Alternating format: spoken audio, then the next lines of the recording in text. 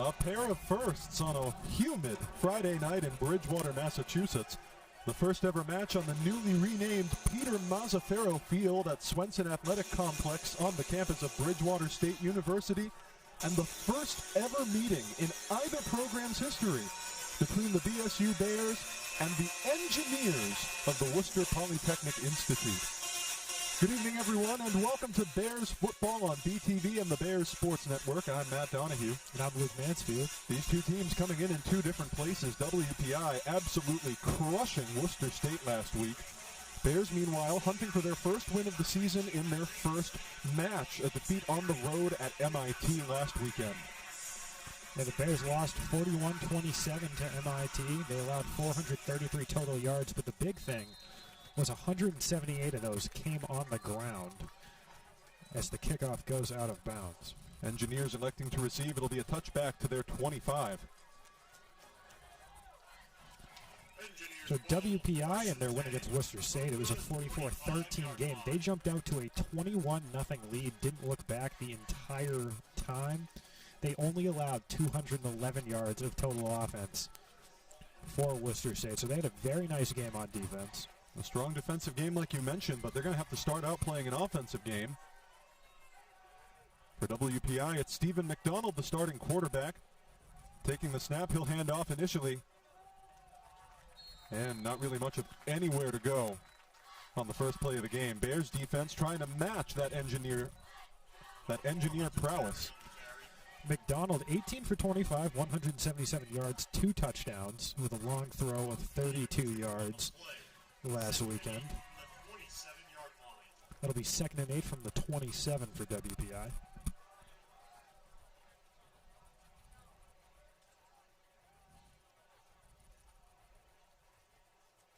McDonald looking for a throw, finds his man, and it is dropped, an incompletion.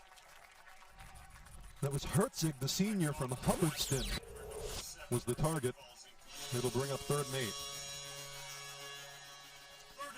Herzig doesn't drop a lot of those. 7 receptions, 104 yards, 2 touchdowns during their last game. So he had quite the game in that victory over Worcester State. Bears looking to force a crucial 3 and out on the Engineers in the first drive of the game. 3rd and 8. McDonald seeking his man. That is disrupted and forcefully incomplete. What a tip by Martins. And it'll be the WPI punt team rolling on out. Fantastic play by Jonathan Martins, able to get past the offensive line and bat that one down. Bears working quickly on defense. Martins just in his sophomore year out of Franklin, Massachusetts, making a big play in the first home game of the year. Using all of his 6 feet and 2 inches to his advantage. Nick DeMazy, first in the rotation at punter. That one's going to bounce. And it's going to end up landing in Engineer territory. That's a tough lie for WPI. Bears are going to start out their first drive of the game on the opposite side of the field. So we talked a little bit. The Bears lost to MIT last weekend. James Cahoon, 25 for 46, 340 yards and 4 touchdowns. An uncharacteristic amount of incompletions for James Cahoon. 21 of them. Not something you see. Usually a very accurate quarterback. It was quite strange. Cahoon within 800 yards of the all-time program passing yardage record. Opts for a handoff play. And a gain of, well, looks like not much of anything. That was Isaiah Wright on the carry.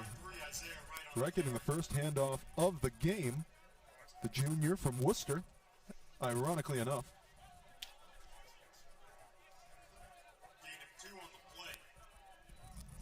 Wright had just 4 rushing yards the entire game in 1 play against MIT. That one will go for a gain of 2 as Cahoon hits Akinshea. Akinshea chews up much of the down. He is wrestled down. Progress to about the Engineer 40. Akinshea led the Bears in receiving yards, 2 receptions, 85 yards. Also had a touchdown. Starting to come into his own. Third and 1. Call it 1.5 for the Bears. seems like it might be time for Adam Couch to get his first handoff of the game. Cahoon in the shotgun. He hands it off indeed to Mr. Couch, and he breaks his way through for a first down. Adam Couch, a staple of this team, 19 carries, 86 yards last weekend. Also a security blanket for James Cahoon. Checks it down to him an awful lot as well. A grad student from Winchendon. Hope I'm saying that town name correctly. You'd think I'd say it more often because Cahoon and Couch together have been the beating heart of the Bears offense for a couple of years now. Fresh set of downs at the Engineer 35. Cahoon play action initially. Woof! That is a TFL there. Absolutely nowhere to go for Isaiah Wright on the check down, and the Bears are going to lose a couple. Well, with two running backs on that play, they swung Wright out wide. He'll come off from Mikey Nocera now. So they'll opt to put a receiver there instead of two running backs, but Couch was still in the backfield during that. Might have called it an incomplete pass. They're running it back at 2nd and 10. Can't see from this angle the Bears sidelines kind of in the way. He might have dropped His that going back on the was way to down. us too. That's my story, and I'm sticking with it. 2nd and 10. Cahoon, pocket crumbling, tosses incomplete. He was looking for Jack McCarthy on that one, the junior wide receiver. McCarthy really started coming into his own last year with this program, and certainly they're going to see him as an offensive staple. 4 for 65 last weekend. Not a bad stat line for him. Also had a touchdown along with that. Averaged 16.2 yards a play against MIT, McCarthy did. 3rd and 10. Cahoon stepping forward, and a big completion on first down. That was a Kinche. A direct hit to Akincheye. And the Bears move within the 20. Well, Bridgewater State, after a disappointing defeat last weekend, really looking to set the tone. It's 1st and 10 at the Engineer 20. Cahoon in the shotgun again. Hands it off. Couch rolling through on the left. Taken down right around the Engineer 15.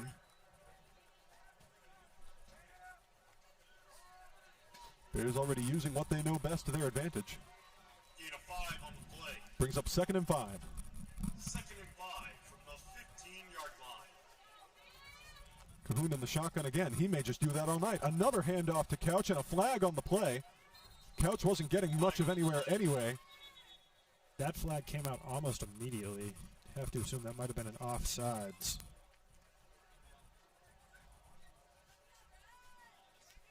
We'll see if we can get the audio of the official to work. Looks like the Bears offense, Cahoon and Couch, are moving backwards. It's a false start on BSU. We're going to see exactly who was tagged with that one. We can't hear the official down on the field. But this one's going to be coming back, and the Bears are going to have a little bit more work to do. Mild technical issues so far. Bears lost a 5 on the play. 2nd and 10 from the 20-yard line. So that'll just put it back 2nd and 10.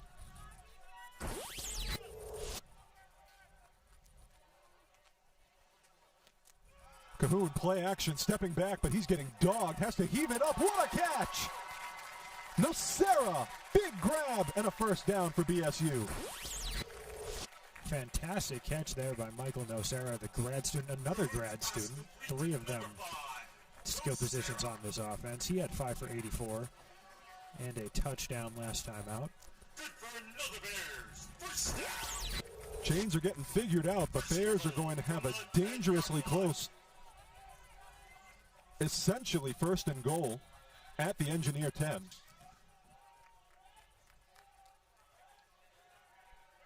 Cahoon with Couch to his right. Another handoff. Couch worming his way through. Taken down. Is he in? Touchdown. So the Bears worked quickly on their first drive. They forced a 3-and-out on defense. Come get the ball and drive it all the way downfield for an Adam Couch touchdown. Quickly jumping ahead, 6-0. Cahoon muscling his way through, doing everything he can to stay up and get the ball across, and that is indeed 6 Bridgewater points to start things out. With just over 10 minutes left in the first quarter, Bears strike first. So that'll bring on Joey Nasso for the extra point. He was 3 for 4 in last weekend's game. Nasso and Shane Drake variously sharing kicker and punter duties this season. Extra point is up and good. Absolutely drilled by Nassau. He holds the single-game record for most extra points made in a... EAT is good. With 10:03 remaining in the first quarter. Bears 7, Engineers nothing.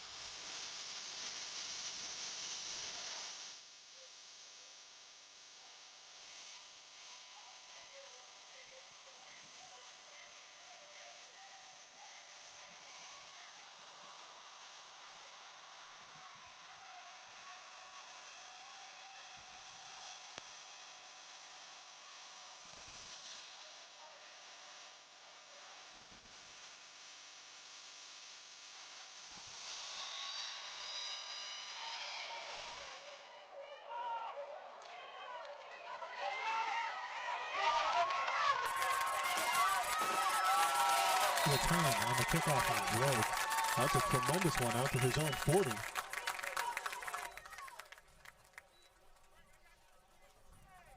Engineers already further ahead than they have been at any point in the game so far. They struggled to get off of the 25 in their first drive.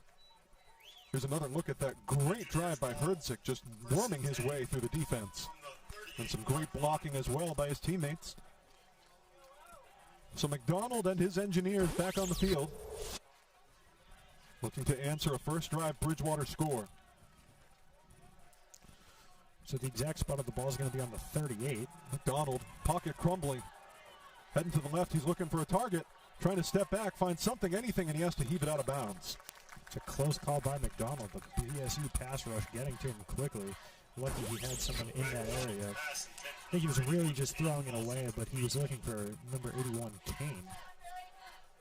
Pressure getting laid on him by Rocha and DiGirolamo for the Bears. Brings up 2nd and 10 for the Engineers.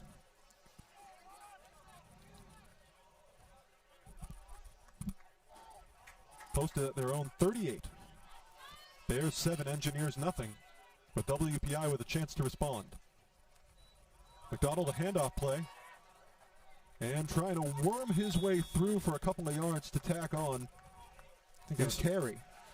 Hunter Carey led the team in rushing in their last game. He had 16 carries, 77 yards, and 1 touchdown. A long rush of 19 yards. He averaged 4.7 per carry, which is very good. Bears once again forcing WPI into a fairly long 3rd down, this time 7 to go. Engineers trying to find an answer.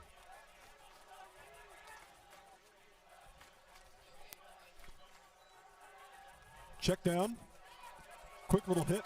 And rolling across for a solid first down. My oh my, some distance by Bryce Curtin. And he's able to easily move the chains. Pass complete to number 11, Curtin. Curtin, the Connecticut native. And there's a Bear down on the field. Looks like he's getting up a little bit slowly. I think that for the Bears, it looks like number 40, Jonah Familia, the junior linebacker.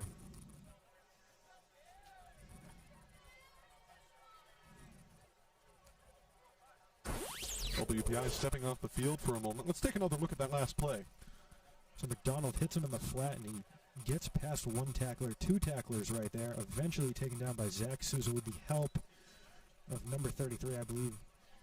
That's Quentin Broder, the grad student linebacker who got in on that tackle with him. It is indeed Familia, the linebacker from Worcester, who is sitting upright but being attended to by training staff.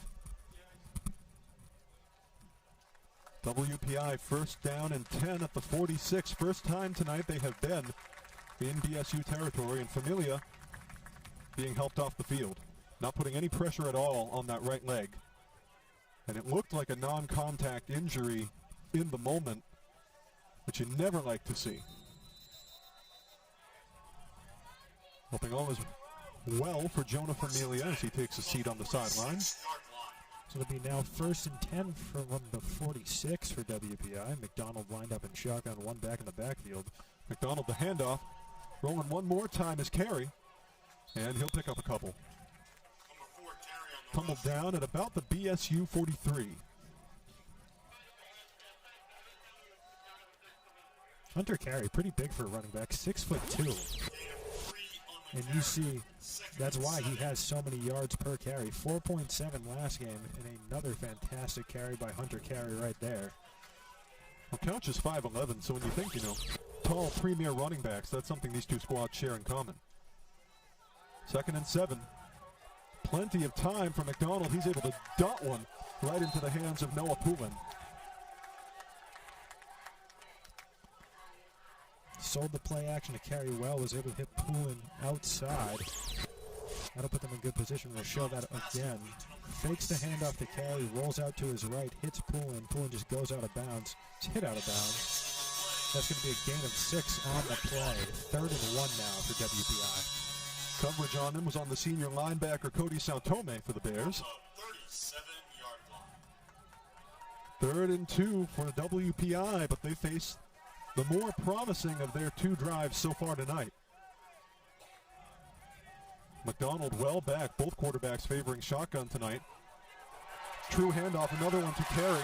This time he's working his way around, making some distance out of bounds. And it is indeed just enough to move the chains. You got a replay of that. Someone got in the backfield quickly and got a hold of Carey. That play looked like he was going backwards for a second. He is able to slip right out of the hands of Thomas Rocha, the D lineman from Barrington, Rhode Island. And just absolutely slides him to the floor. Able to make something out of nothing. That play looked for sure like he was going to lose 2 or 3 yards. 1st and 10 from the Bears 30. McDonald, play action. Plenty of room in the pocket, looking for a long shot, and it is just off the fingertips. Little too much for Curtin to handle. And some solid BSU coverage. That was Brandon Medeiros, the junior linebacker, played that well, or junior defensive back, I'm sorry. Tremendous pressure on what could have been 6 engineer points. WPI will run it back, 2nd and 10 at the BSU 30. McDonald again in the shotgun. He just loves that kind of stuff. Carey to his left. Handoff this time. Carey working around to the right. Just within the numbers. He is taken down after a gain of maybe 3 or 4 yards. WPI shows run with Douglas lined up in a blocking position, and that's what they do. Carey with a 5-yard run. 3rd down and 5 for the Engineers. Going to be posted at the Bears 25. Bridgewater looking for a crucial stop here before McDonald can pick their lock. Just over 6 minutes to go in the first quarter here at Mazzaferro Field. 2 backs in the backfield. McDonald keeping it himself. He's going to hand it backwards. And that's going to be a tough loss to cough up. He was trying to lateral it to Hunter Carey. But Carey immediately laid low. McDonald tries the shovel pass on the option to Carey. And Carey just absolutely drilled there, almost suplexed by the Bears defense. I think that was number 44, Ben McMahon. It was Ben McMahon. The grad student from Somerset lays the RKO down. They're going for it on 4th and 7. Why the heck wouldn't you? Steve McDonald feels risky tonight. Man in motion is wing. McMahon trying to find a pass. And it's intercepted! This could be too much! That was McMahon again. Running the other way, and he finally hits dirt at the WPI 40. So McMahon breaks up that shovel pass on 3rd down, 4th down, gets an interception, his first interception of the season. Nice job jumping the route there. Absolutely checks Bryce Curtin on the play. Brilliantly read by McMahon, and BSU will take over in WPI territory.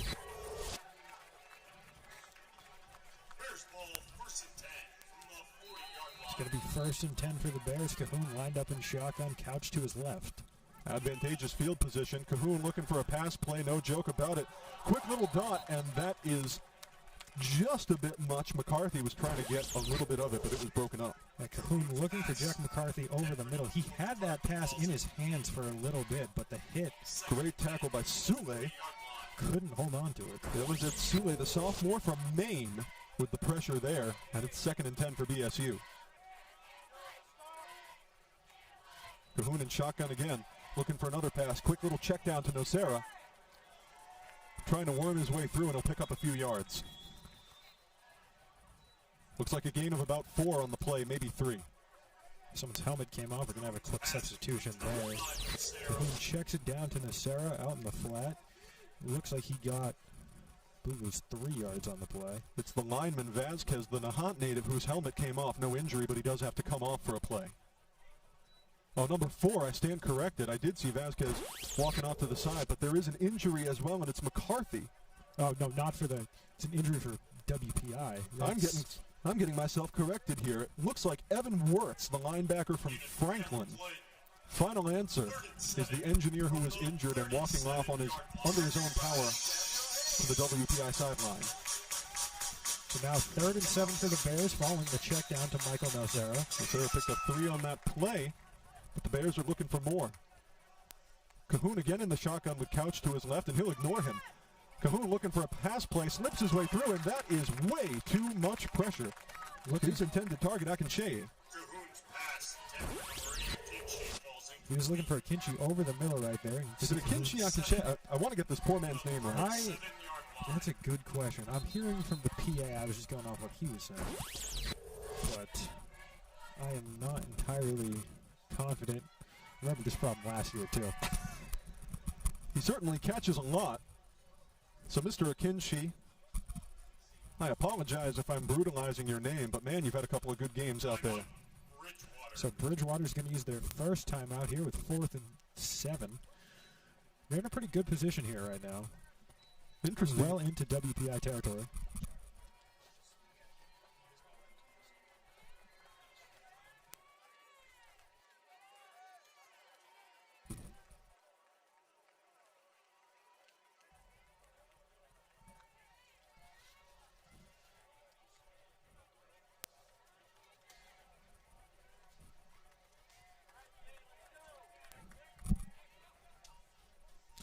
Let's keep talking. All right, so the Bears are going to go for it here on 4th and 7. Cahoon lined up in shotgun, as we've seen all night. Haven't seen him under center at all. Couch out to his left again. Cahoon takes the snap, looking right side. And it is not going to be enough to convert. The catch was made. It's a completion, but they're going to turn it over on downs. That's the first catch of the game, it looks like. That was Ryan Burchard, the tight end. Just inside, but it is not going to be enough to save the drive, and the Bears are going to turn it over on downs. Burchard, a new face at tight end for the Bears. Jalen Kopecky, now with UMass Dartmouth. He's a newcomer for the Bears at tight end. Senior out of Holliston. He had 4 for 38 during the last game. Turnover on downs. Engineers ball. 1st and 10 from the 31-yard line. So the WPI will now take this from the 31-yard line, 1st and 10. McDonald in the shotgun yet again. Handoff. Rolling his way through and chewing up most of that down. I sure believe it was Carey yet again. The Bears have not had an answer for Hunter Carey so far tonight. He's had some huge carries. And, that was an Carey. 8. That wasn't Carey. I'm shorting somebody. That was John Chow, the junior from New York State with that carry. From our angle, the right side of that number 8 looked an awful lot like the right side of a number 4. I stand corrected. Chow picks up most of that down. Brings up 2nd and 3 for the Engineers. We mentioned this. The Bears struggled against the run game in their opener. 178 yards surrendered to MIT. Chow yet again in the thick of it, but not much to gain. And Chow and Carey have been chopping them up here so far in the first quarter. It's going to bring up 3rd and 3 for the Engineers. WPI. 3rd and 2, I stand corrected. They've changed it. It'll be a gain of 1 on the drive for Chow. Engineers. And they're showing run again with the fullback lined up in the backfield in front of McDonald. McDonald the snap. True handoff. busts his way through, and that's going to move it, I think.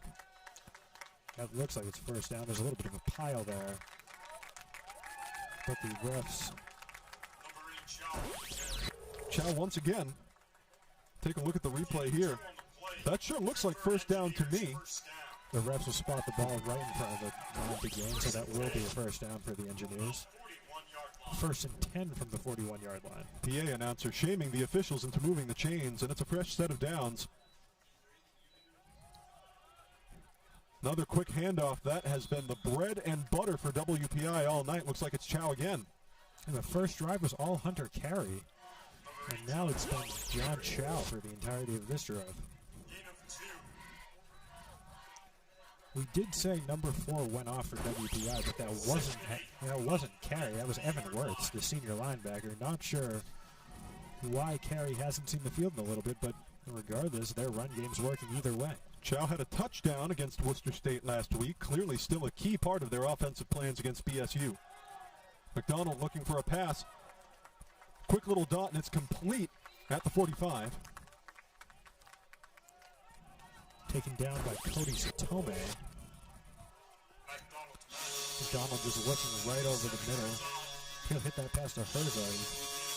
And Satome wraps him up almost instantly, holding for just a gain of 5. Herzog, the Magic Man, seeing some action for the first time in a few plays. It's 3rd and 3 for the Engineers. Under 2 minutes to go in the first quarter here at Peter Mazzaferro Field. McDonald stepping right back, looking for a deeper shot. Trying to find something, and it is a little bit too much, a little bit too high, and a little bit too far out of bounds for Nolan Warner, the tight end from Grafton.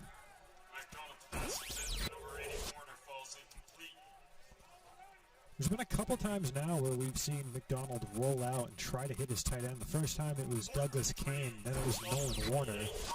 Neither going either time. And now it's 4th and 3 from the 48-yard line. Engineers are going to punt.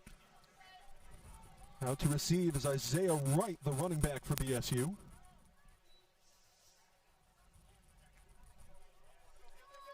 Punt is up.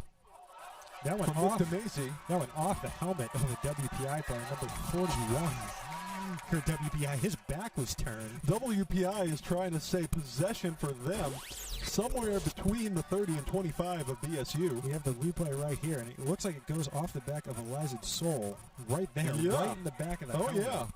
I don't know. It looked for a second like it might have gotten a piece of Isaiah Wright after it hit Soul. We're going to confer and figure out what on God's green earth that means. The officials clustered at the 30-yard line trying to make head or tail of this. Bears currently with a 7-zip lead after scoring on their opening drive. So we'll get you that replay one last time here. Wright trying to make his way in. And it goes off of Soul first. And wrong kind of football. I don't think it hits anyone else. I think it was just off of him. And that's what the refs will say as well as the Bears offense trots out. Final result is going to be BSU possession at their own 24. A minute 23 to play in the first quarter. Almost a scary moment there for the Bears. That could have been dramatic. The refs having a discussion with Jack McCarthy. Receivers double stacked to Cahoon's left. McCarthy, the lone man, to the right.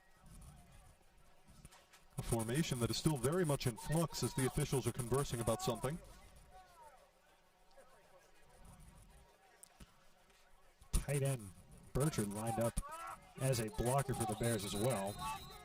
Now here comes the play. Cahoon back in the shotgun. Looking at the sideline. 19-18 on the play clock. He'll receive, looking for a pass. Quick little check down. That's right, and he is immediately swallowed up. Excellent coverage there by Soul.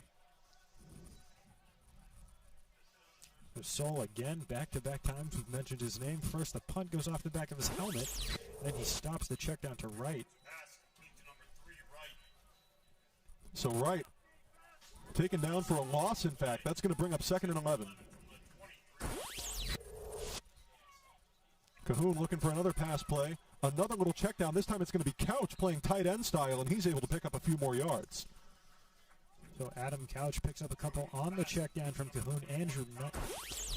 I'm sorry, not Andrew Knight. Jimmy Espinal The junior linebacker took him down. There's a couple players on this WPI team that share jersey numbers, I've noticed. That's messed me up a couple offense times. to defense. Yeah, tell me about it.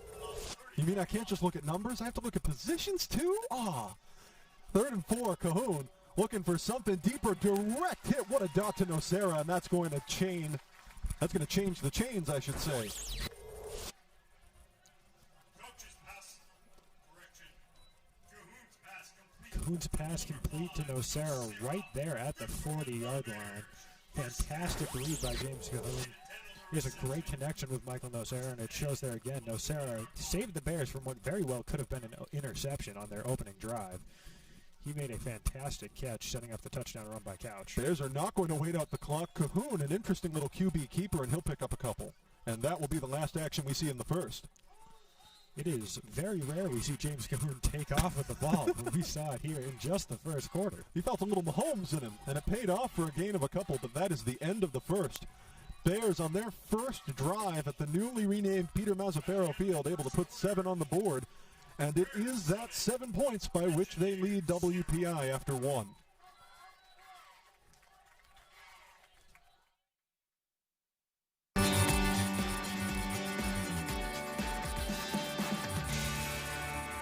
Coach Pete Mazzaferro, on behalf of the entire university community, our students, our 80,000 alumni, our board of trustees, we all want to just say congratulations on having our football field named in your honor. If I think about one word that describes your entire coaching career and your career in the classroom, it comes down to one word for me: touchdown. Congratulations, Coach. Hey, Coach Maz. I just wanted to congratulate you on a well-deserved honor, having the field named after you. I do miss our bus rides to Pittsburgh and MCLA when you would come and watch us play. But wanted to congratulate you again and wish you the very best. Hey, Coach, Glenn Gonzalez here. Just want to say congratulations on your field dedication. It's been a long time coming, and I would have never played football here at Bridgewater if it wasn't for you to come up to me on that day in August. So thank you, and again, congratulations. Much love for Pete Mazzaferro on a very special night for him as Cahoon lays a check down, and immediately breaking through for a gain of a few is Isaiah Wright. We are still going. This action is being taken over to the WPI sideline, and that may have just moved the chains. We're going to find out. It looked for a second like Wright was going to go back and be stopped for just a short little gain, but he bounced off one of his blockers. I think it was Nocera, setting up a gain of 6. Word of the, yes, indeed. 3rd and a yard for BSU, and they're going to make a few shifts on the line here. As we mentioned, the great Peter Mazzaferro, in whose honor this field was named tonight. 36 seasons at the helm of BSU football, 34 years in the physical education department here at BSU. A special presence in this athletics department. An absolute pile of flesh right at midfield. And that just moved the chains. Not sure who exactly that was. Couch received the snap directly. That's a new one. And he was fighting for every yard he could get. That was a good play by Adam Couch. Does that count as a QB sneak? I think that'll go down as just a direct snap to the running back in the play. Cahoon was out of the play altogether. He is now back on the field in shotgun formation. Couch to his right. Fresh set of downs, play action, but that was a little bit too much, trying to dodge the sack. That is a risky pass, and it almost paid off. Just beyond the reach of Nocera, and it'll be 2nd and 10. Almost a sack right there. Cahoon able to avoid the pressure, steps up in the pocket right here as they try to wrap him up. Good coverage on the play by Stepney. There's Mohamed Barry, 2nd and 10. the senior D lineman, who tried to get a hold of Cahoon in the backfield for WPI. A near sack for Barry. Great coverage by Stepney, and it's 2nd and 10. Cahoon stepping back, looking for something shallower this time. He'll hit Couch. And greener pastures as Couch muscles his way forward about 4 yards. So again, the WPI pressure really coming there. Cahoon able to hold his own and find Couch on the check down for a gain of 4 yards. Going to bring up 3rd and 6 for the Bears. Now slightly more firmly in engineer territory. 13 minutes to play in the half. Cahoon this time with Couch to his left. He'll look for a pass play instead, and he is absolutely swallowed alive. Nate Ambrad, the D lineman from Rhode Island, pokes a hole and is able to post the first sack of the night. Right Gets a there. little bit of help as well. Ambrad just right in the backfield, same exact Newberg. The two of them combined for that sack, and now Shane Drake setting up to punt. That's going to go in the books as a loss of 7, setting up 4th and 13. Bears will punt for the first time tonight. Drake, the Bears' all-time leader in punting average. Out to receive for the Engineers is Nate Russell, and he's going to let that one roll out of bounds at about the 7. Well-placed punt within the 10 for Shane Drake. Tough starting field position for WPI. They still trail here 7-0. Neither of their drives have gone the way they've hoped. I'm sorry? No, I lost my train of thought. You're good. He'll get the ball here with 12:11 left to play in the second quarter. Engineers ball, 1st and 10 from the 9-yard line. The official call will be it went out at the 9, and the Engineers will start right there.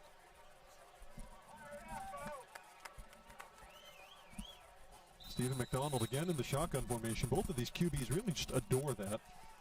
2 running backs out there again as he goes for the jet sweep, or the touch pass, I'm sorry. That's a whole lot of action. Somebody holding the chains nearly just ate shoulder pads on the play. So 2 backs in the backfield, but they give the touch pass to Noah Herzig. It's right here. He passes it forward to him. The handoff just unable to go anywhere. Can't really get himself off the 5-yard line. That's going to bring up 2nd and 10. Also 1 on the play. I stand corrected. Loss of 1. It's going to bring up 2nd and 11. Tried to fool him with the touch pass there, but no good for WPI. This time a true handoff, and the BSU defense stifling. They're probably going to force it back even more. That was Hunter Carey back out there. We hadn't seen him last drive, but he comes back for this one, and he is absolutely stuffed. That's a tough look, especially By the Bears defense. tough look, especially for a running back who, as you mentioned, saw so much action in the first quarter. Was a big part of how WPI moved their way forward. Now, once again, Ben McMahon making another big play for the Bears defense. Call's actually going to be gain of 1 on the play, so 3rd and 10 for the Engineers, deep in their own end. McDonald looking for a pass, thinking something deeper. Nobody was watching him.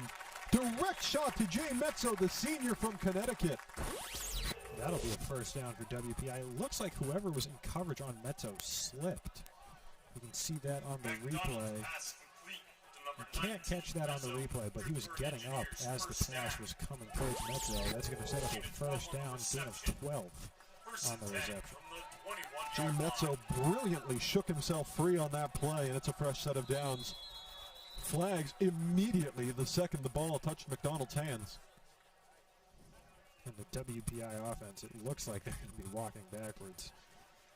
That's going to be a false start on WPI. Full start, Engineers. 5-yard So that's going to walk back 5, and it'll be 1st and 15. 1st and 15 from the 16-yard line. 1st and 15 called at the 16, but it looks a little bit closer to the 15 than the 16, perhaps.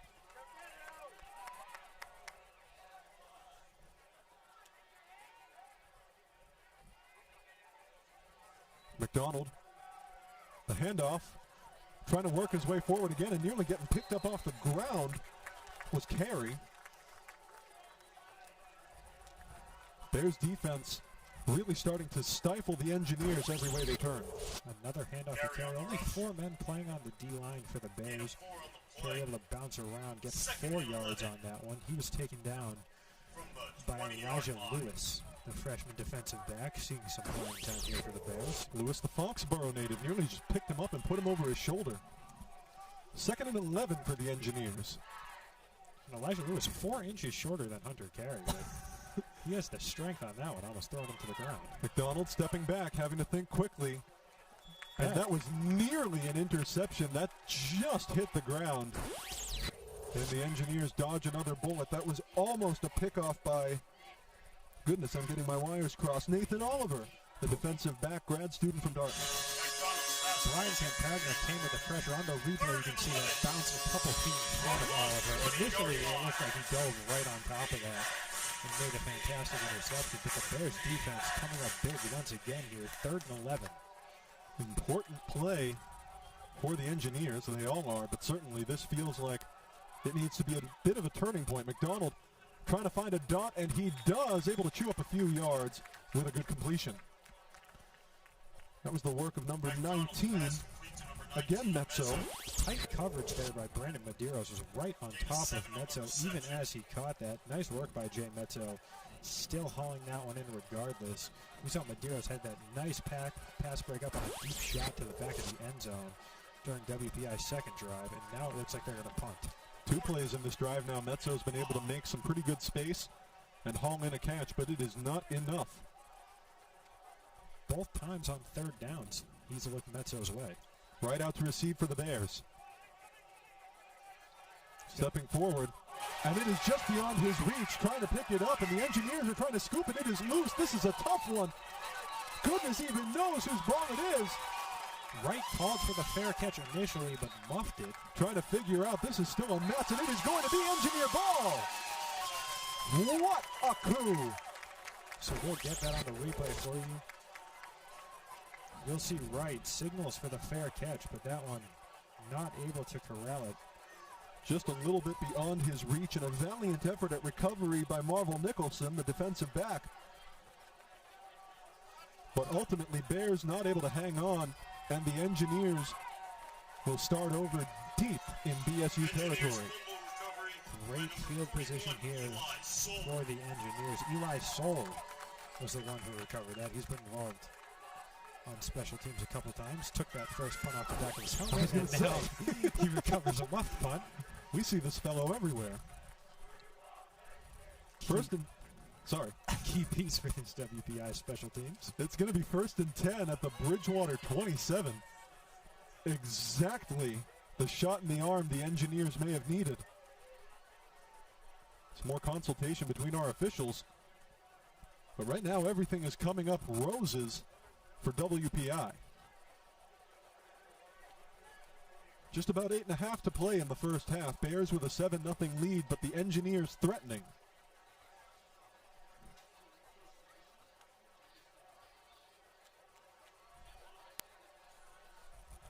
Engineers ball, 1st and 10 from the 21-yard line. With some formalities and pleasantries being exchanged down on the field, it looks like. Okay, here we go. 1st and 10 for the Engineers at the Bridgewater State 27. This may be the best shot they've had all night. Medeiros backs up. McDonald, play action, looking for a long bomb. Somebody's there! It's broken up by the Bears. Incomplete pass. It looked like he had it right in the breadbasket. He was thinking, I believe that was Mezzo was the intended target. McDonald's pass intended for number 19. Yes, indeed. But it was just a little beyond his reach. Great defense by the Bears. Nathan Oliver, number 26. Sean Lucene also in on coverage there. Oliver with a couple key pieces of defense here in this drive. 2nd and 10 for the Engineers. Still at the BSU 27. McDonald looking for a pass play. He's in trouble. Pocket is collapsing. He has to just toss one off, and that's going to be incomplete. His intended target. Goodness, I don't even know. I'm not sure if he had an intended target. Might have been Chow. Might have been Carey. I think he was trying to toss that to a running back. Let's check this number on the replay. My gut says Chow, and yes, indeed. He just had to lose that one as quickly as possible. That play was going very far backwards. The Bears pressure came in screaming as he misses the check down to Chow. So 3rd and 10 now from the 21-yard line for WPI in field goal range. Looks like this is going to be a timeout. Bears call a timeout. I think it was the Bears at least. Looked like there might have been a little bit of confusion on defense. Indeed it is.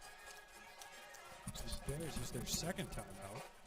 8:24 to play in the first half. WPI with the ball on the Bridgewater 21. Bears are already out and stepping back out. Looks like the Engineers are benefiting more from this timeout than the Bears did, who called it. I think the Bears might have just wanted to clean up the play call there. That might be why they broke up the huddle so quickly. WPI still on the sideline. Much to consider for the Engineers. Stepping back out now with 8:24 to play in the first half. I was going to say, first game of the year at Peter Mazzaferro Field, made official in a ceremony just before the game. A really special way to honor such an important figure in this program. 3rd and 10, McDonald looking for a pass, trying to haul one up, sending it to the same area, and that is incomplete. No flag, clean once again, back of the end zone. Second time he looked in that area on this drive. More double coverage. Don't think that was Mezzo that time. It was not. That was number 81, Douglas Kane. Kane, the tight end. Was covered tightly. The exact same route they ran looking for Jay Mezzo just a couple plays before. So WPI is going to settle for 3 here on the drive. Brock Doobie out for the field goal attempt.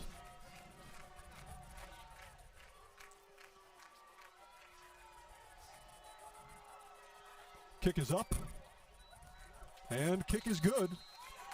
WPI comes away from the drive with 3, but they still trail the Bears. Brock Doobie drills his first field goal of the season. He was 0 for 1 last weekend, 5 for 5 on extra points though. And now it's 7-3. Bears still lead. So the Bears will get the ball here with 8:13, and they'll get the ball after the half because WPI elected to receive. Interesting move. And I can see why they did it. We were talking a little bit about this right before the broadcast started. It seems to me that WPI, after last week against Worcester State, where they scored early and often, really built up an incredible lead before halftime. I can see why they would want to build on that momentum and try to establish themselves early. So, in a sense, I do kind of understand the Engineers choosing to receive in the first half. But they find themselves in a slight hole now, down 4 to the Bears with 8:13 to play in the first half. You definitely understand the call went out on a 21-0 scoring run to open things up against Worcester State. And clearly it worked out for them the rest of the way. Yes, indeed it did.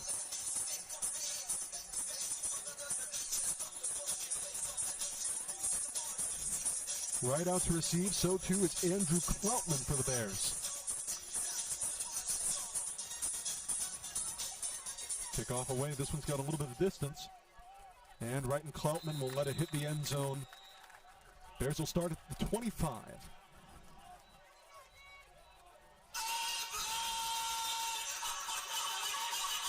So Cahoon trying to find some magic and answer the first score of the night by the Engineers.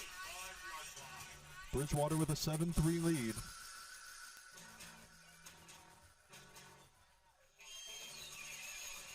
Bears were able in their first couple of drives to find some success both on the ground and in the air. WPI, by contrast, has typically found when it rains, it pours one way or another. When their ground game is excellent, it is on fire. When it is not, they're a little bit bereft. Cahoon in the shotgun again, Couch to his left, and he'll hand off to Couch. Couch trying to poke his way up the center.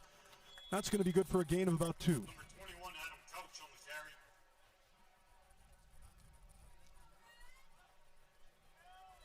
Couch, the go-to man on the first play of the drive. What else is new? 2nd and 7 from the 28. 3, in fact, will be the gain for Couch. It was right on the borderline there. They're going to give it to him, and it's 2nd and 7 at the BSU 28. Adam Couch is a really skilled, powerful runner. They'll give it to him again here. This time he was on Cahoon's left, so they changed up a little bit. He pokes his way across the 30. Taken down, looks like at about the 32. Couch on the carry. Call that a gain of 4. That's going to bring up probably 3rd and 3. 3rd and 3 it is, a gain of 4 as well. First 2 plays of this drive have been carries for Adam Couch. Now he switches over, lined up to Cahoon's right. As always in the shotgun, Bears love this. Engineers seem to too. Another handoff to Couch, but he is immediately quadruple teamed and he's going nowhere. Bears may even lose a couple on that one. The Couch wrapped up quickly in the backfield. They tried to sell a fake jet sweep to Kinche, but that wasn't fooling anybody. And it looks like it will be a loss of 1 on that one. Bears are going to punt. Drake is out to handle that business. We have the replay coming for you right there. You can see the fake handoff for Kinche. It didn't fool anyone. It looks like that was number 98. Joey Poya might have botched his name. If I did, I'm sorry. Nate Russell, the defensive back from Connecticut, takes a fair catch. He does double duty as the primary punt returner for the Engineers. It'll be fair caught at about the Engineer 22. So WPI taking over and hoping to make their deficit a lead with just under 6.5 to go in the first half. They've got plenty of time to try it.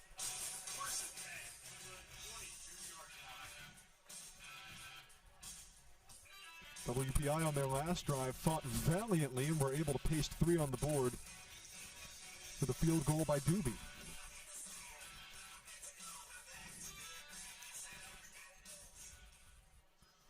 McDonald up. I'm sorry, that muff punt for the Bears set up great field position for WPI, resulting in that Doobie field goal as they handed the ball off to Hunter Carey here. Carey was behind McDonald in the formation. It just kind of went nowhere. He did not get much there. It's the first time we've seen a running back lined up anywhere but to the side. I think that might be a gain of 1. Don't quote me on that, but it looks like a gain of 1 in terms of placement. I will quote you on that because now it is 2nd and 9. That was, in fact, a gain of 1. I stand corrected. Quote me as much as you want. 2nd and 9 for the Engineers. McDonald looking for a pass now. Plenty of room in the pocket, trying to find something simple, and he does. Wide open is Herzig. He's rolling up, and he takes it to midfield. So Herzig taken down right past the 50. That's Zach Souza. Zach Souza had an interception for the Bears against MIT last week. Able to make a defensive play there, but it is not enough to stop WPI from leaving their fingerprints on the play. Herzig with a crucial run. Good pocket presence there by McDonald. You can tell Herzig wasn't his first read. He was looking down that right side of the field, couldn't find anything open. Herzig was there on the left, and he was able to hit him in stride. 1st and 10 from exactly midfield, and that one is going to be just a smidgen too high for Bryce Curtin.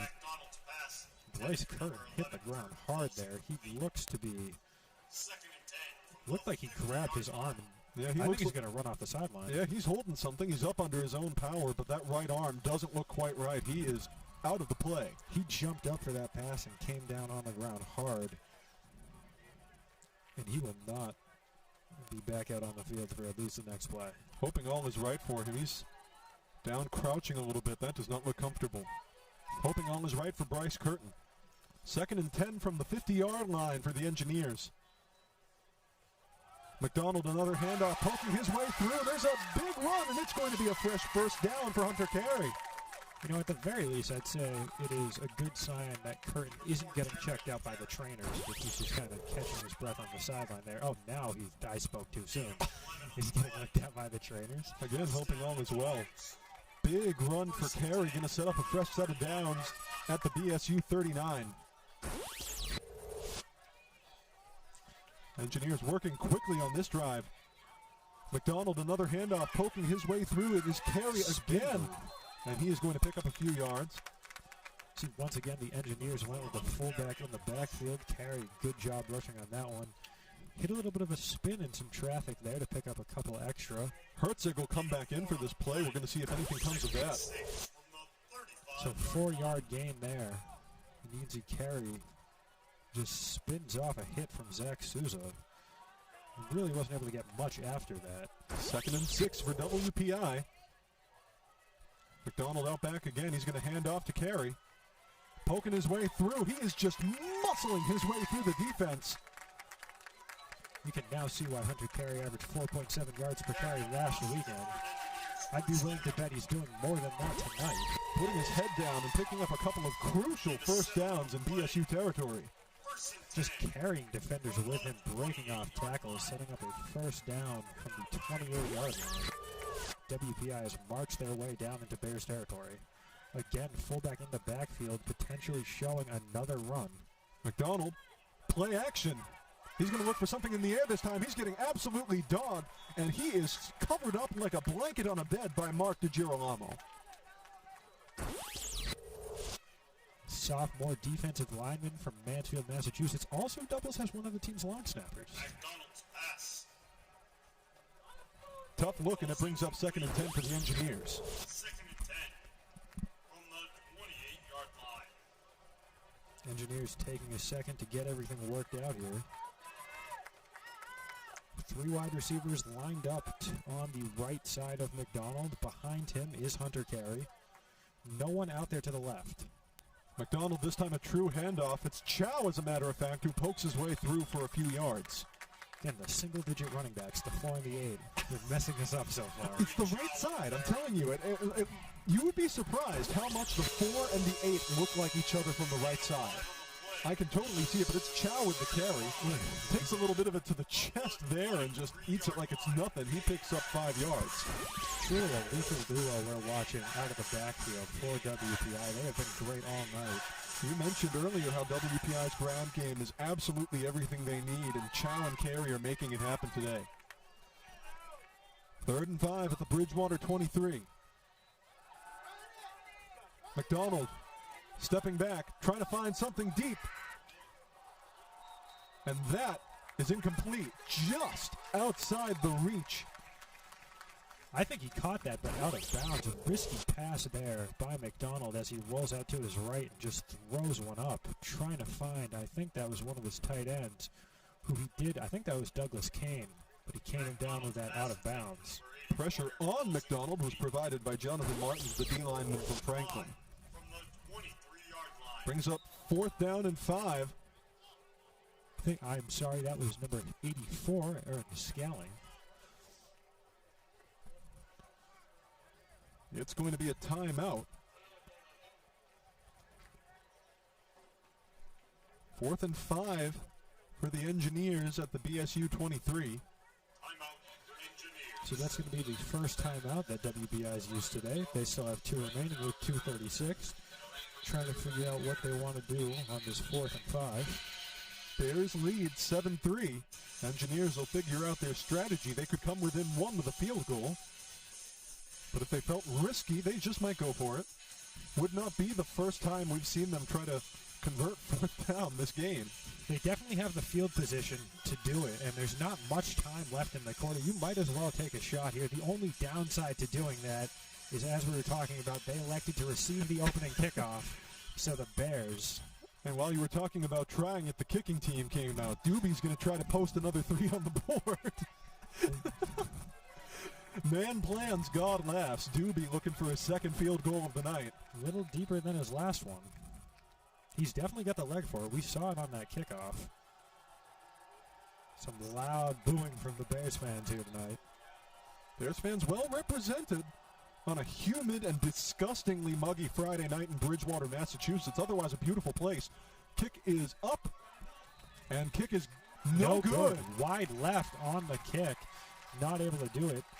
The Bears fans might have gotten to him on that one. And I'm just glad to say that we are in the press box and not out there where it's hot and sweaty. It's air conditioned in here. Sorry, folks. It is. So BSU will cling on to their 4-point lead with the miss by Doobie.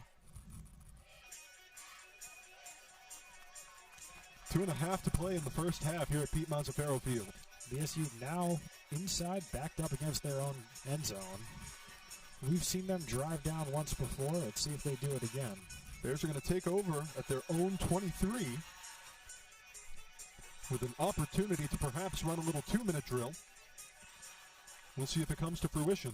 Burchard lined up to the left side of the left tackle, but they're going to swing Couch out. It's going to be a passing play. He's in motion. Cahoon ignores him entirely. That was a direct hit to Burchard. Takes up nearly the full down, and that's going to be a gain of about 8. So for a second, it looked like Burchard might end up being I stand corrected. That got so much distance on it from an angle I could not catch from this viewpoint. There's one downside of being in the booth. It is, in fact, a first down, big catch by Burchard, and they're already moving yet again. 2-minute drill in full action and worming his way across the line. McCarthy, he'll move it again. Quick strike there by James Cahoon right to Jack McCarthy, wasting no time. That's good for another Bears first down, so back-to-back passing attempts have resulted in back-to-back first downs. Exactly a gain of 10 yards, setting that one up. Couch lined up to the left of Cahoon. James Cahoon cares not about what we're saying. Another quick little hit, this time in the middle of space. It's Nocera trying to worm his way around. That's going to be a gain of about 6. Cahoon doing a great job right now of getting the ball out quickly, finding his open guys. Nocera wrapped up pretty quickly. Some 5-on-5 action there. Bears find themselves in engineer territory. It's 2nd and 3 at the WPI 49. Good tackle there by Nate Russell, preventing anything. Cahoon, more. another pass play, and he is swallowed. Ouch, ouch, ouch. Big sack by Barry. He had his eye on Cahoon earlier. This time he smelled blood, and it paid off. Mohamed Barry almost had a sack a couple drives ago, and he absolutely clocks Cahoon right here. Hits him hard in the backfield. I think James Cahoon's grandparents are feeling that somewhere tonight. Loss of 8 officially on the sack, setting up 3rd and 11. Another shotgun with Couch to his left, trying to find a quick pass play. It is too tall for McCarthy, and that's going to bring up 4th and 11. Right off the fingertips of Jack McCarthy, and PSU is going to send out the punt team now. 55 seconds to play in the first half. Bears with a 7-3 lead. But they're going to be handing the ball back to the Engineers for the final minute of the second quarter. That drive started out promising for the Bears. A couple quick passes driving down the field. They only had 1 timeout, so they had to work quickly. That comes back to bite them following the sack by Mohamed Barry. Russell out to receive for the Engineers, looking to make some magic with less than a minute on the clock in the half. Punt is up. And he will fair catch it at the 21. So 48 seconds now left for WPI. Still have 2 timeouts. It'll be interesting to see how a team that lives and dies by its ground game plans to cover a whole lot of distance in less than a minute. They've had a couple nice plays on passing downs, but most of their yardage, as you said, has come on the ground with Hunter Carey and John Chow. You'll see it's Carey out there right now for them. But they also have 4 wide receivers. So they'll take the ball from the 22. Carey lined up to the right of McDonald. McDonald a handoff. That's exactly what they do. And picking up a few yards on the play is Carey. Trying to get the offense to move quickly. Still have 2 timeouts if they need them. Carey's rush is going to go as a gain of 6. Clock is running. 28 minutes to play in the half. McDonald thinking pass play this time. Pocket starting to collapse. He has to worm his way out left. Running around, pressure forced on him, and he's just going to get run out of bounds. Deep coverage on him by Nicholas Canales by the Bears. So that's going to set up a 3rd and 4 now. Look, great pressure by the Bears. McDonald's trying to signal someone down the field, but not able to get anything there. The Bears just swarming him, forcing him out of bounds. Nick Canales, the Long Islander, exiling him to the sideline, and it'll bring up 3rd and 4. Under 20 seconds to play in the half. This may be the last action we see in the first half. Time perhaps for one more play. McDonald looking for something, anything. QB keeper, he's just going to run it forward, get a first down, get a whole lot more, and he will slide just at about the 43. And that's going to be a late hit. Yeah. Oh, goodness gracious me, those flags are not surprising. Not at all. I don't know who that's going to be flagged on, but we'll see in the replay here as he goes to slide, and it looks like... Right there. It looks like it's Canales who laid some pressure on him earlier to force him out of bounds, but too much momentum on the play there. It looks like he really couldn't stop himself. I don't think that was anything malpractice against McDonald. I think he just couldn't slow himself down in time. Looked like it was a little bit too much momentum for Canales to handle. The refs picked up the flag, and it looks like they're discussing what exactly is going to go down here. Do you think they're listening to us and hearing what we're suggesting on the broadcast and having some mercy? I'm sure if they were listening to us, they have turned us off many minutes ago. No matter how you slice the cake, it is a huge first down on the QB keeper by McDonald. It's just a matter of seeing where this goes after the fact, and the chains are moving well into BSU territory. So they are going to call unnecessary roughness against Canales and the Bears. 6 seconds remaining in the half for WPI. They are well outside field goal range, so they got to take a shot now. 1st and 10 at the BSU 39, it looks like. There's another replay of the crime that was committed. Canales couldn't stop himself while McDonald was in the slide and took him with him. An unstoppable force meeting what was apparently a very movable object. 12 seconds on the clock now. They added a few back, and WPI will have room for maybe just one more play before halftime. 4 wide receivers out wide. Carey still in the backfield for WPI. Hasn't been a very flag-heavy game. It's a little jarring when you see it after, goodness knows how long without one. 1st and 10 for WPI. This will be probably their last play of the half unless they use those timeouts to their advantage. The only other flag we saw so far was that false start in one of the opening drives. McDonald wanting to make this a deep one, thinking Hail Mary. That one's got some rainbow and it's intercepted! Flag is going to come out. Rolling all the way forward. Holy smokes! Matthew Mamoni, the defensive back, junior out of Dedham, with a big grab right in front of the goal line. But flags on the play. And one of the back judges threw the flag a couple seconds after Mamoni made that pick. McDonald, really no choice but to throw one up. Big play if it stands at all, but remains to be seen with some laundry on the field. It looked clean to me. I don't think there was any DPI there on the Bears. I'm not sure exactly what that flag may be. We're going to find out. I don't see the chains moving at all. Looks like the WPI offense is still out there. Bears defense is definitely still out there. It is indeed going to be on BSU. Fortunately, we can't hear. Don't you just wish? Well, whatever it is, it made the smattering of Engineer fans in the crowd here in Bridgewater quite pleased. Sure, we'll get official word from the scores table in just a bit. They are going to call pass interference against the Bears. I think that was clean.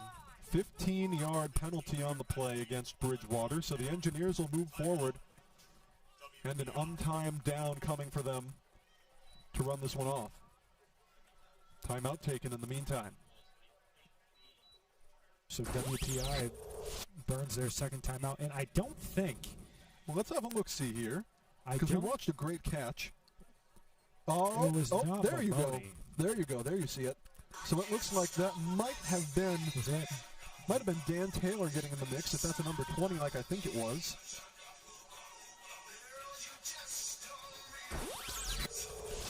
Not sure who that was, but you definitely can't do that. So it wasn't Mamoni who committed the foul there, but once again, you cannot do that. He definitely benefited from that. In the end, it really didn't matter as they called the flag. It was a couple seconds, though, after Mamoni had already come down with it, that the flag left the ref's hand.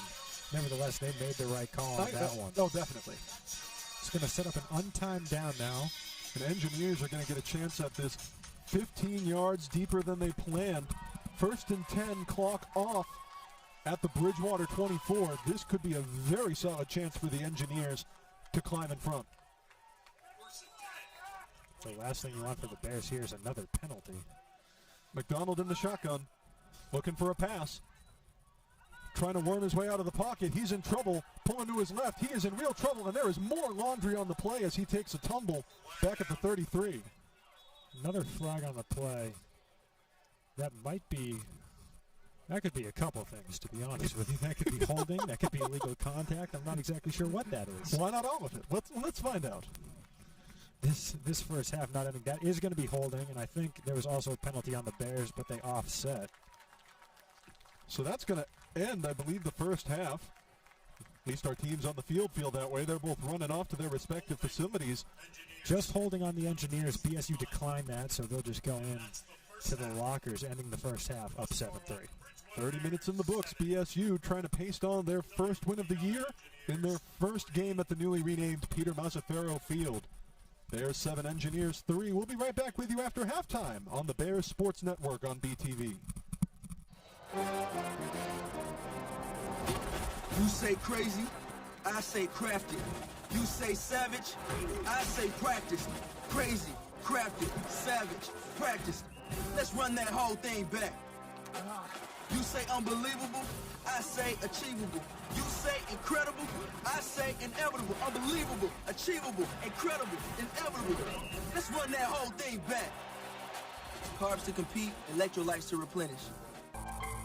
My name is Brittany Christian. I'm only a sophomore at Bridgewater State, but the opportunities that I've had on campus and off campus have just been amazing. From BSU, I went to Harvard Kennedy School's Public Policy and Leadership Conference. I was the first BSU student to attend the event. It made me not only more passionate about going to law school, but also pursuing possibly the schools of public policy.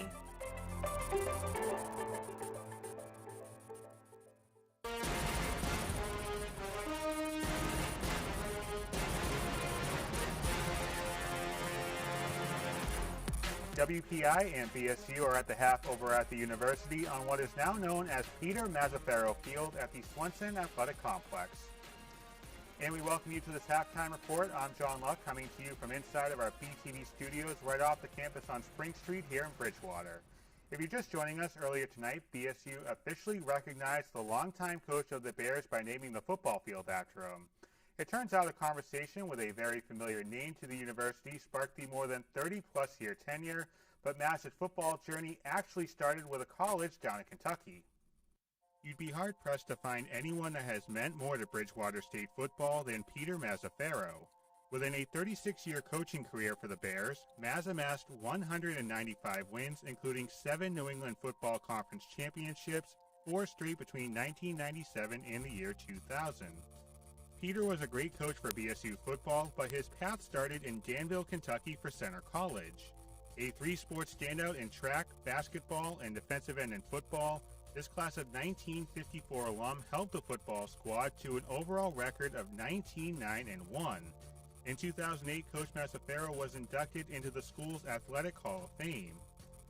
Before arriving at BSU, there were stops at Waynesburg College, Curry, and Geneva College, but in a 2020 Enterprise article by Jim Denton, Peter credited a conversation with BSU's first football head coach in starting one of the longest coaching careers at one school in D3 history, saying, quote, "If I had never met at Swenson back then, I guess I never would have known about Bridgewater State." Before taking over the reins, Coach Mazzaferro would be an assistant to Coach Swenson for 2 years. 1968 was the start of the Mazzaferro era for what was then known as Bridgewater State College, and despite a rough start, Peter coached some of the most successful football the university had ever seen.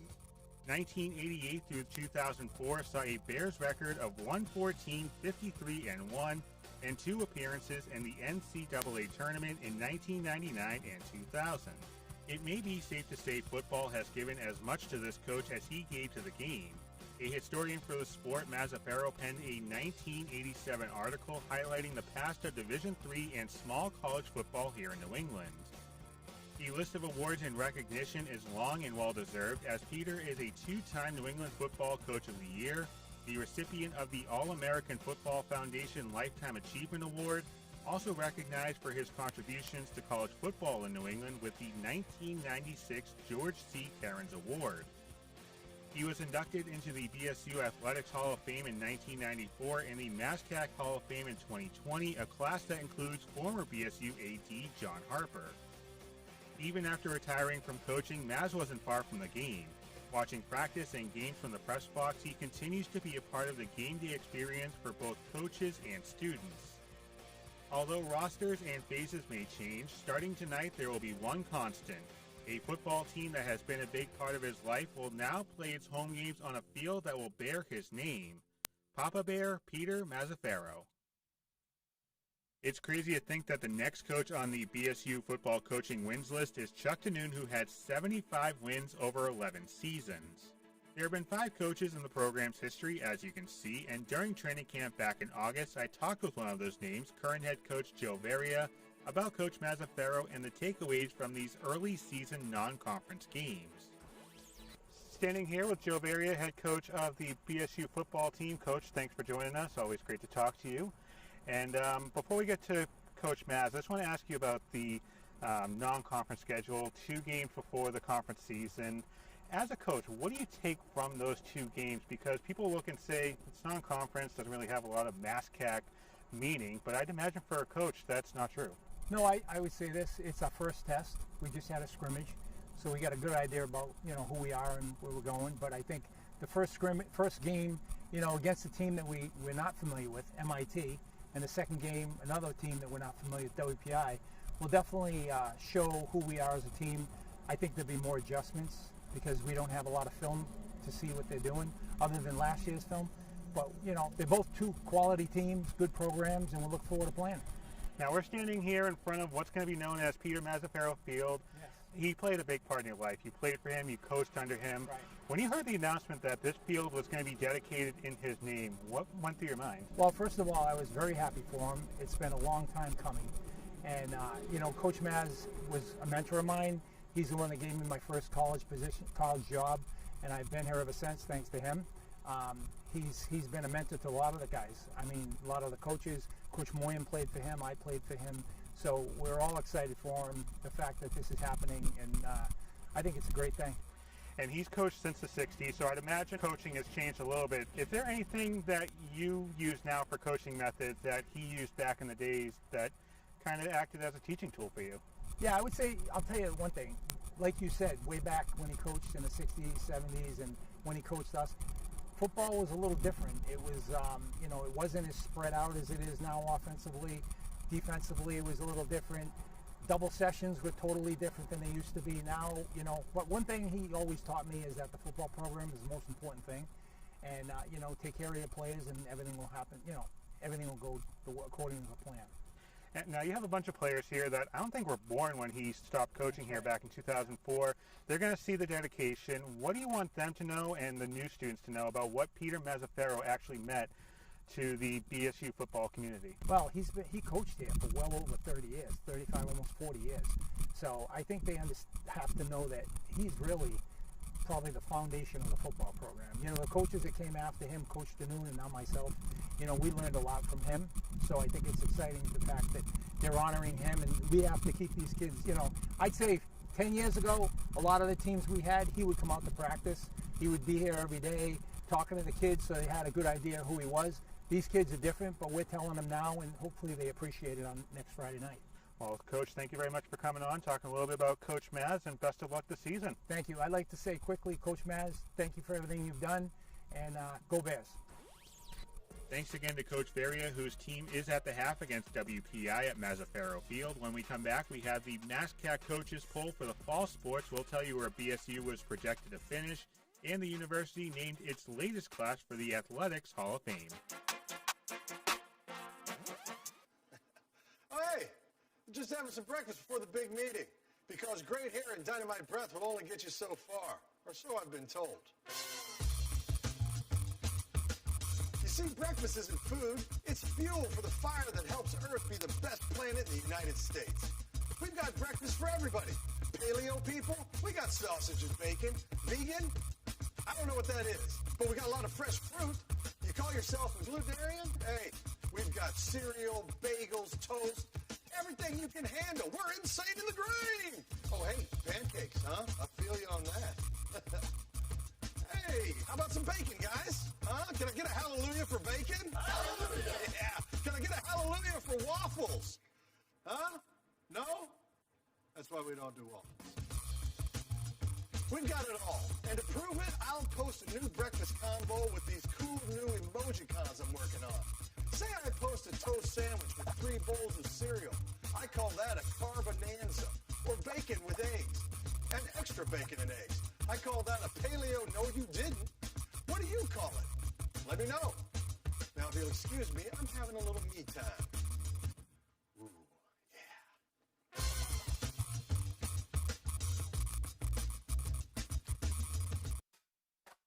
Halftime rolls on, and August 24th was a fun day for the kids at Bridgewater's Mitchell Elementary School as the university hosted its 10th annual Road to Kindergarten event. The day features 100 kids who are about to enter kindergarten taking part in football activities and games, but I think it's safe to say the players had just as much fun. You can see even taking part in some Duck, Duck, Goose. And speaking of the team, they were picked to finish second in the MASCAC preseason coaches poll, finishing with 53 points, 10 shy of the projected champs UMass Dartmouth, who also received 7 first-place votes. It is worth noting that BSU hosts the Corsairs on Senior Day, which is coming up on October 28th. Other teams that were voted on at the university were the men's cross-country team, projected to win the conference with 5 first-place votes. The men's soccer team was picked to finish 4th, which is where they finished last season when they made the MASCAC championship. The women's soccer team finished in 2nd place in the MASCAC standings last year, but this year they're projected to finish 3rd behind Westfield and Fitchburg. They play Salve Regina tomorrow afternoon at 2, a game that you can watch right here on BSN. Volleyball is projected to finish 4th, and they will open their home slate Wednesday night in a non-conference affair. That's against Leslie at the Tinley Center, and field hockey was picked to finish 6th.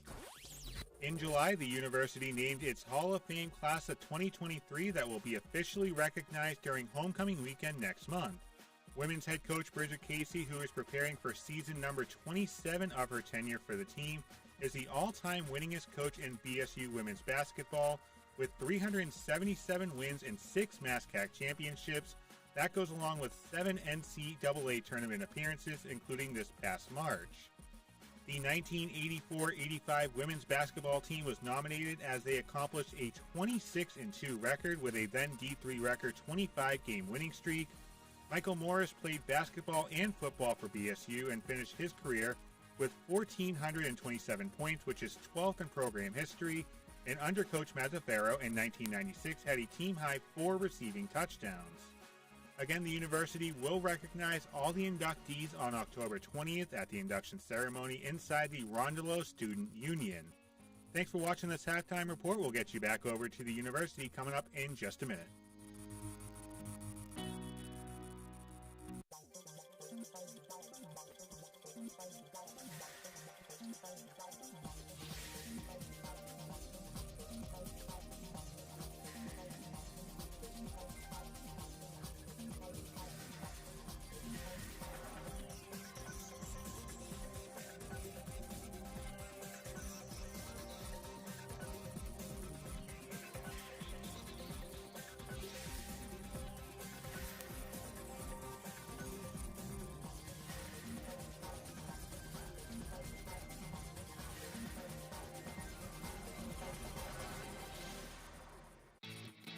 Hi, I'm Tom Aridi from A&A Gasoline in Bridgewater. We have the best prices in town. We're a local gasoline company at 1001 Bedford Street. We also have a kiosk. We sell lottery tickets, candy, water, soda, chips, cigarettes. Not good for you, but we do sell them. Come on down. We'd love to have you. We're a local company, and we're proud of it. Have a great day. I love the diversity of my city. I love the fact that you can walk down the street and you hear 10 different languages. I went to community college for 2 years, and I got the great opportunity to come to Bridgewater State University. I completed my undergrad in criminal justice, and after I completed my undergrad, I decided to pursue a master's in social work, and I feel like I'm in the right place at Bridgewater. Because it's actually preparing me to promote social justice, to make a change out there in the world and in my city. It starts right when you hit the court. You imagine your finest moment. The game-winning shot that gets you to the dance, a monster dunk or no-look pass, and cutting down the net. Sports lets us dream of our own success and prepare us for our finest moments on and off the court.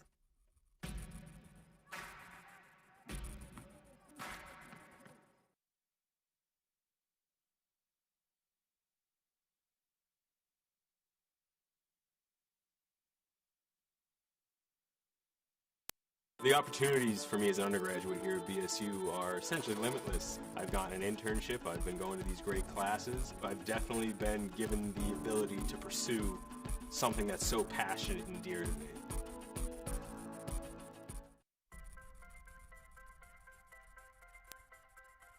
I'm a Division III student athlete, and I know how powerful words can be. The term gay doesn't mean stupid, lame, or less than. So I pledge to speak up if I hear the term gay used in a derogatory way or any other homophobic terms. If you can play in Division III. I'm a Division III student athlete, and my teammates unconditionally accepted me as part of their family. So now I pledge to do the same for others. If you can play in Division III.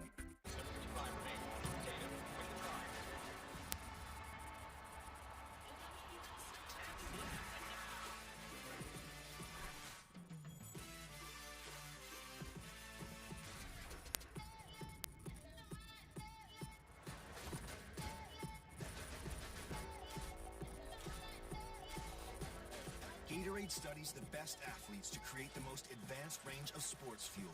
Gatorade. You fuel us, we fuel you.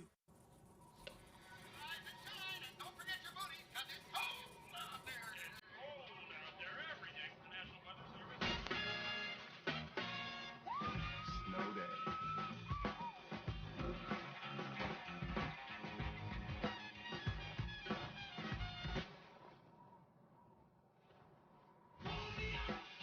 Snow day. Snow day.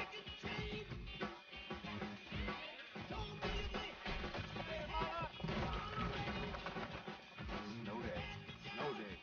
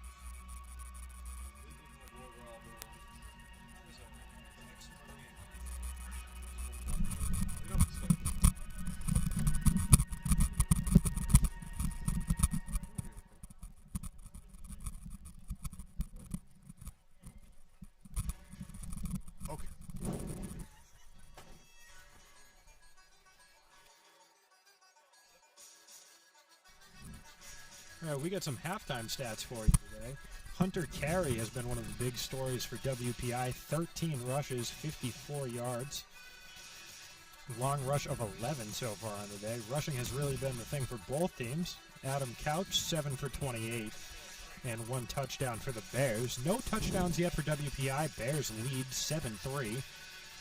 One thing that's striking in these stats, we were talking a lot in the first half about WPI relying on its ground game.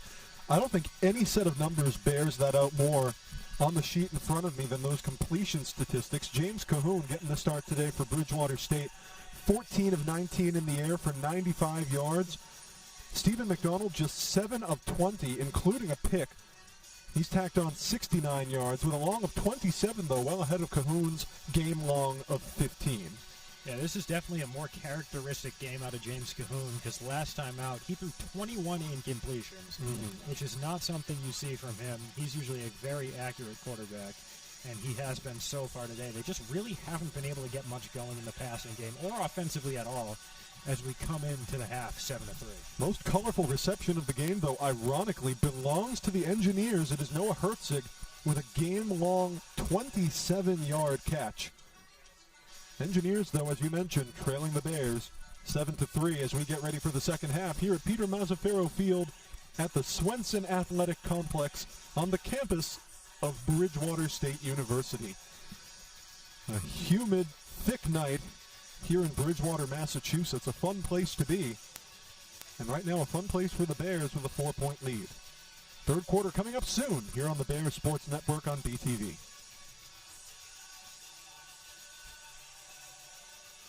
It is 8:29 and 77 degrees still here at Bridgewater. What's the humidity? That's the key number for me. What's the humidity? What percentage are we looking at here? We'll find that out in just a second. 88% humidity. I would not want to be down on that field right now. We are in the air-conditioned press box. We've been waiting. For those of you not familiar with southeastern Massachusetts, we have been desperately waiting for rain for a couple of days here in this part of the world.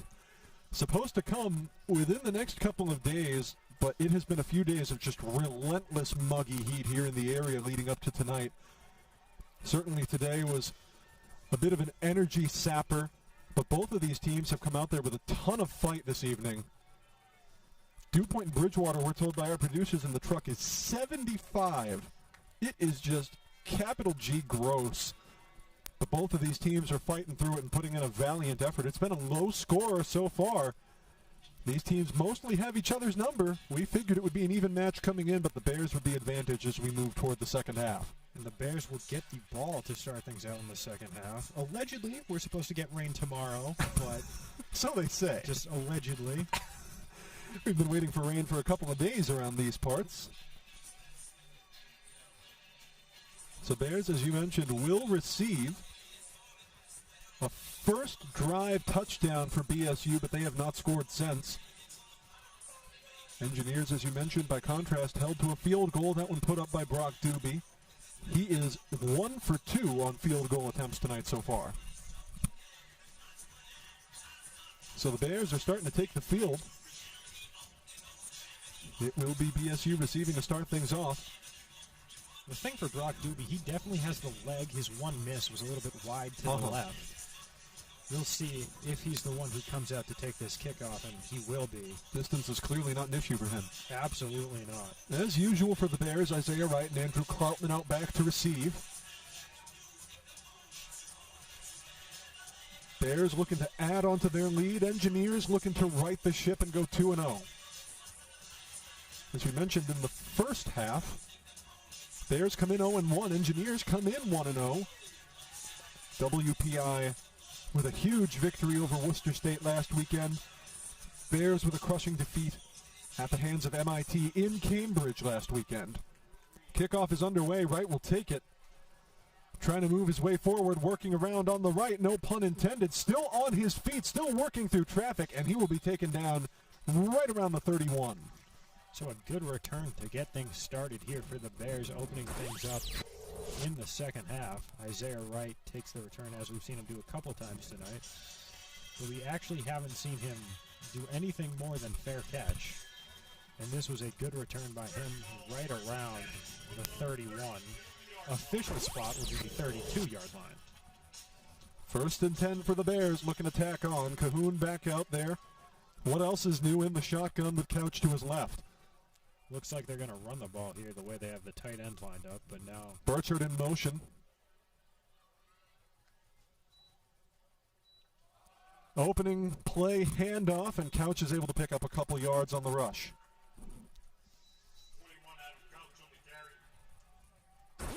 Adam Couch having a decent game.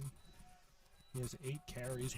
Following that one, 31 yards. Not exactly what he'd like. I'm sure he'd like the yardage to be a little bit up there.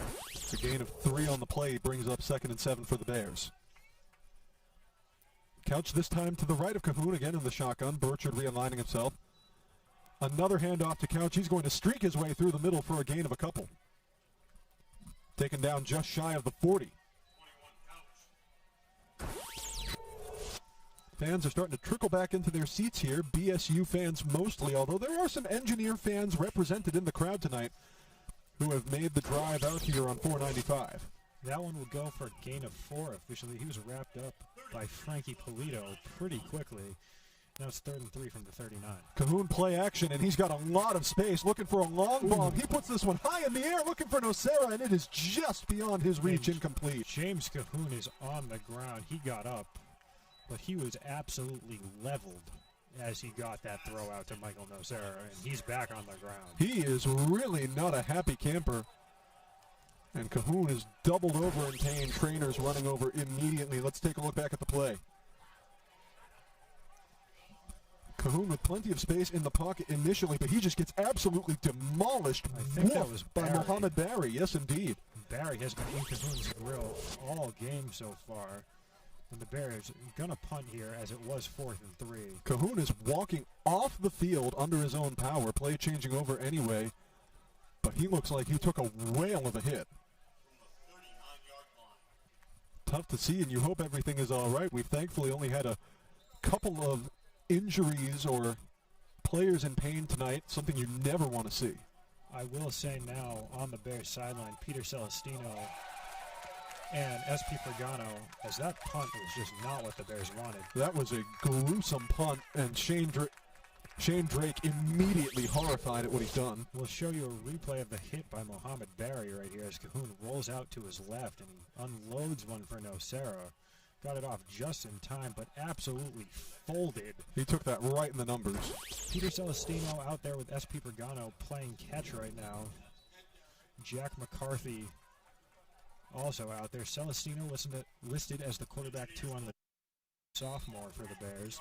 It was a brutal punt by Drake, and the Engineers are going to start out at the BSU 43. McDonald in the shotgun. There has been no other formation tonight, and breaking his way through for a gain of about 5 or 6 is Chow. Number 8, Chow on the carry.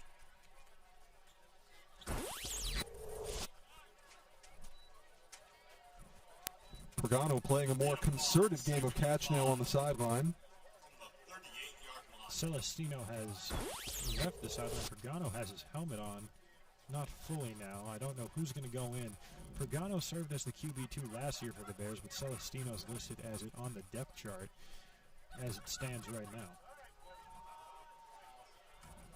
Pagano's partner in crime on the sideline playing catch, his brother Cameron.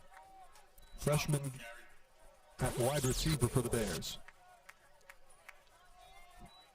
Cahoon has his helmet on now, and he's walking up the sideline. Meanwhile, here's a replay of Chow picking up 2 on the play. As we go into the soap opera of BSU sideline antics, Chow picks up 2 on that little rush, and it's 3rd and 2 for the Engineers. Situated at the BSU 35, Engineers looking to make a statement after being largely stonewalled in the first half. McDonald looking for a toss. Plenty of time, pocket wide open, all by his lonesome, and that's a quick little dot. There's number 26.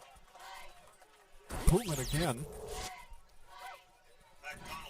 No, Pullman for a loop, the wide receiver / fullback, line number 26 there. Gain of 4 on the reception. That'll be good for a first down. He's seen a play or 2 in the game already. 1st and 10 for the Engineers at the BSU 31. Looking to take advantage of their advantageous start. McDonald the handoff, Chow breaking through. Getting stood up, but he's able to pick up 2 or 3. Number 8, Chow on the carry. Cahoon is now playing catch on the BSU sideline. Seems to be doing all right. He has dropped his football, and we'll see how this proceeds. It doesn't matter anyway because the Engineers are still on the field. 2nd and 7 for WPI at the Bridgewater State 28.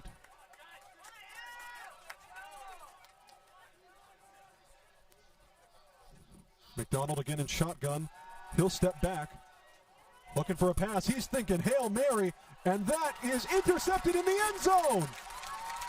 The Bears come away with a huge interception after the bad punt. Gives WPI great field position. I'm sorry. What a catch in the end zone for Sean Lee Sine. The senior from Everett makes a huge scoop. And BSU with a chance at redemption. What a read. Sign on top of that like words on a page. And the Bears are going to take back over at the 20. So a huge interception by the Bears deep in their own territory. Chonley Seen getting the interception there. Cahoon is back on the field for the Bears. Evidently feels well enough to proceed. Handoff on the play. New face at running back for the Bears, though. That's going to be Trevor Nunes, the junior from East Falmouth. Is it Nunes? Nunes? I've heard it pronounced both ways. I'm not sure. Well, he's number 13, and he just picked up 3 yards on the rush for the Bears. 2nd and 7. I think it might be Nunes. I don't see an accent, at least on the roster. Interesting that he came out there. Mac Driver had 9 carries against MIT. We haven't seen him at all today. Bears clearly trying to change their game plan against science schools. Cahoon play action, but he's getting pushed back. Has to dump one off to Burchard, trying to rumble his way back forward, and he will, in fact, very possibly move the chains. We're going to see. Yes, indeed he does. Burchard just muscling his way across after the catch, making something out of nothing, finding some space. Able to break an attempted tackle as well. Looks like he just kind of dodged Espinal, the linebacker for the Engineers. Just about 10 minutes to play in the quarter. Bears with a 7-3 lead. They carry over from halftime, and it's a fresh set of downs at their own 30. Cahoon the handoff, rolling forward again, and there's a flag on the play. Whoa, there's some extracurriculars there from the Bears, too. It was Nunes who got the carry. There's a whole lot of laundry. Someone got shoved there, but that's not what the flag was for. The Bears offense moving backwards. I think it's going to be holding. Yes, indeed it is. So Bears are going to take this one 5 yards deeper. Have a look-see on the play there. And that might just be your guilty party in frame there, possibly number 88. Potentially. Maybe Ryan Darby. Not able to hear the ref's official call from up here, but it looked for sure like that was not a clean block by Darby. 1st and 20 now for the Bears. From their own 20. Trying to dot it forward, and he does. Direct hit to Akinshi. And Bears are able to claw back most of the progress they lost. Now getting the passing game going with that shot to Akinshi. Or it's Akinshi, I'm sorry. I'm going to go with our fellow on the PA here. Until told otherwise, another handoff. This time it's again going to be Nunes, and he is just stuffed up, nowhere to go. Nunes just not able to bounce that one out to the left side. Absolutely stuffed by the WPI defensive line. And this guy, other than that last play, hasn't really gone exactly how the Bears would have liked. It's going to be no gain on the play. It'll be 3rd and 2 for Bridgewater. Jack McCarthy comes onto the field now. And one thing, there is one very important person unusually missing from the field for the Bears. Adam Couch has not been on the field this drive. Indeed, the last few formations, it has been Nunes lining up to the side. He did so again, but it is going to be a really tough look. I'm not really sure what Cahoon was doing. He started running forward right about the line of scrimmage. It looked... Trying to offer a toss to somebody, nobody. Let's have a look-see here.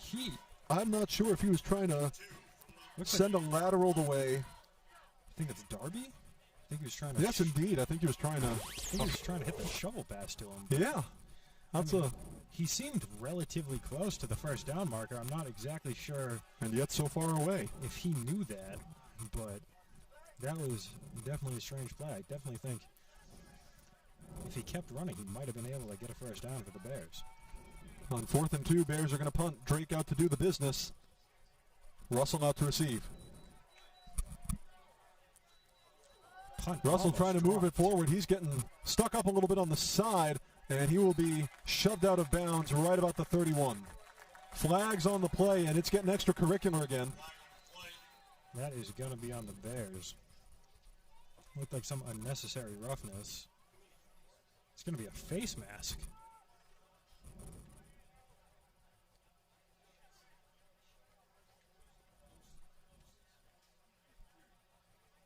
Definitely looked like there was a whole lot of action coming the way of Russell. And we'll hear from our officials in just a moment. Whatever it is, it will in fact be going against the Bears. That is going to be a face mask. So a 15-yard penalty, and the Engineers are going to get another shot in the arm as they start out here in the second.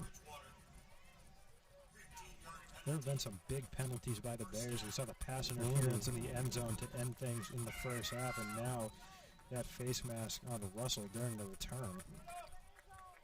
And WPI, of course, quick to capitalize. 1st and 10 starting only at their own 48. Some very advantageous starting field positions the Engineers have been able to work themselves into tonight or have otherwise benefited from Bear mistakes.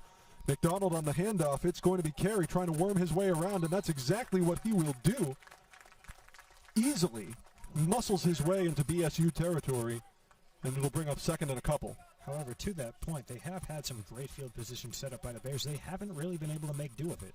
They missed the field goal to end the first half, and they've only been able to put up 3 points so far throughout all their drives. So here's an interesting stat for you. According to our funky little live stats here, it turns out Cahoon's pass is being credited as an attempt to Christian Torres, the tight end from Holbrook, who would be a much more reasonable target. That one is batted down. McDonald was really trying to hit Douglas Kane, the tight end. No dice, and it's 3rd and 2 from the 44. That's definitely a risky shovel pass nonetheless. It looked like he could have been dancing with an illegal forward pass if he took a couple more steps. 3rd down and 2 for the Engineers, trying to find their first touchdown of the evening. They trail by 4 to the Bears. Do I smell another carry by Hunter Carey? It's quite possible. McDonald the handoff. Carey indeed, but he just gets absolutely clotheslined at the 45. It's going to be close. Hunter Carey takes another one. That may in fact be a loss of one. 2 backs in the backfield. Give it off to Carey. Ouchie. And he did not get it. They'll go no gain on the play. So 4th and 2. And it looks like the offense is going to stay out. It's an awkward position to be in. I can see why they would do it. It's too close to punt. A little too far for a field goal attempt. This might be the least bad option the Engineers have. 4th and 2 at the 44. McDonald's going to try his luck. Fullback lined up in the backfield. McDonald, handoff, they muscle through. What a drive! Carey! Going, and he is finally leveled around the 11. So Hunter Carey just breaks through the Bears D-line there. There's a player down for the Bears as well. We get you the replay of that. Avoiding the initial tackle, I think that was Ben McMahon who was in the backfield. And then Medeiros tries to drag him down, not able to do so, and it wasn't until Elijah Lewis finally got a hold of him and stopped him for a gain of 33. Hunter Carey has been the go-to on the ground all night for the Engineers. He showed exactly why, just penetrating the Bridgewater State defense, ripping them for a massive gain to set up 1st and 10 at the Bridgewater 11. The Bears player who was down is back up. Probably just got the wind knocked out of him from just a violent run by Hunter Carey. 33 yards. Take note. Longest rush of the game for either side, and once again, it shows some of the problems they struggled with the MIT game, giving up the rushing yards. McDonald thinking pass. That one is batted away, and it's incomplete. Great coverage by Sign. He had that pick earlier. Nice job on the coverage. Absolutely strapped to Mezzo. Mezzo made a couple of great plays in the first half where he was able to really open himself up and get some space, but Chonley Sign was having none of it. Brings up 2nd and 10. They've really liked targeting Mezzo in the back of the end zone down on that right side. That's the 3rd time they've ran that play. Hasn't gone their way just yet. 2nd and 10 at the BSU 11. McDonald thinking another pass play. Now he's just going to lateral it aside to Carey. Carey trying to work his way forward. He is finally stuffed down somewhere between the 6 and the 5. Call me crazy, but on the replay, you can't see it from here. It looked like Herzig jumped a little bit early. It's not going to get called by the refs. The lateral pays off. We've seen some risky laterals and shovels in this game so far, but that one is pay dirt for the Engineers. It'll set up 3rd and 5 at the Bridgewater 5-yard line.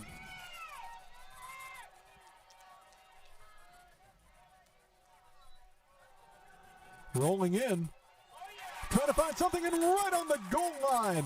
They're going to call him down at the 1. Oh, wow. That was a toss-up. McDonald with a quick little dart to Herzig. Beautiful route running here by Herzig. 3rd and inches. You catch it on the replay. Breaks right and absolutely leveled. Touchdown saving hit right there. So it is, I stand corrected, going to be a 1st down at the very least, and it's a very short 1st and goal for WPI.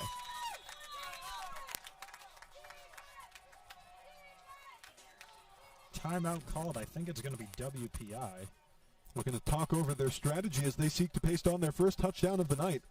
5 minutes and 14 seconds to play in the third quarter. Bears with a 7-3 lead. They own the only TD of the evening. Something tells me in just a couple seconds we might see Hunter Carey standing in the end zone.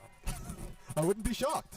I would not be shocked. If anyone deserves a touchdown, it would be him. And the way he's been playing, I wouldn't be shocked.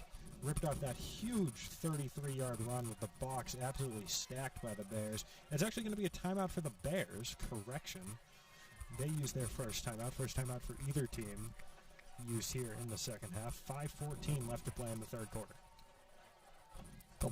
WPI has lived and died by the ground game. Would not be a shock if they go to it here. At a first and goal, just centimeters away.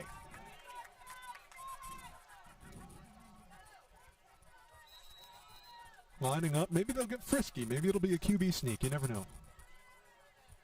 Direct snap to Hunter Carey. Carey going to try to drive it in. I don't think he got there, but the second effort.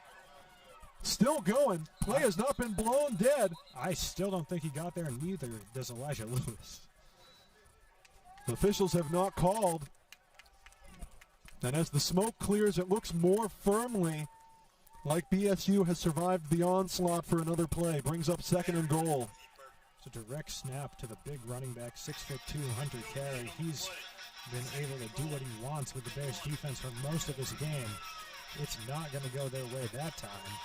And they're going to set up for another direct snap. There is no quarterback on the field. It's just Hunter Carey and two fullbacks in the backfield. If it ain't broke, don't fix it. Second and goal, just half a yard away.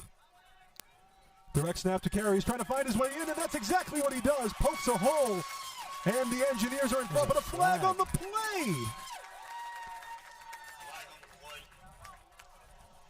So hold the celebration for just a second. There is a flag on the play, and we'll get a word on officially what that is in just a moment here from the man in the white hat. Bears are going to change over a few while we wait for word from the Stripes.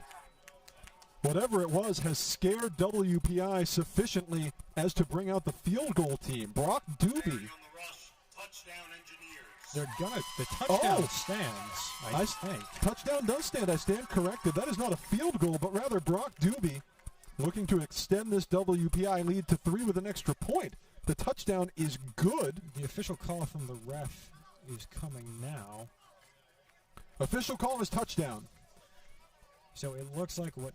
There is a foul on the play, and it is going to go against the Bears. So there's going to be a personal foul on the Bears. That's what the flag was. And that's why Doobie is out there to kick the extra point. 5 for 5. So a little bit of a drama taken out of the air there as things are slowed up. But WPI exceeds Bridgewater and looking to make it a 3-point lead. It will be assessed on the kickoff. The penalty against BSU will be assessed on kickoff. So Engineers just looking to tie up loose ends with the extra point.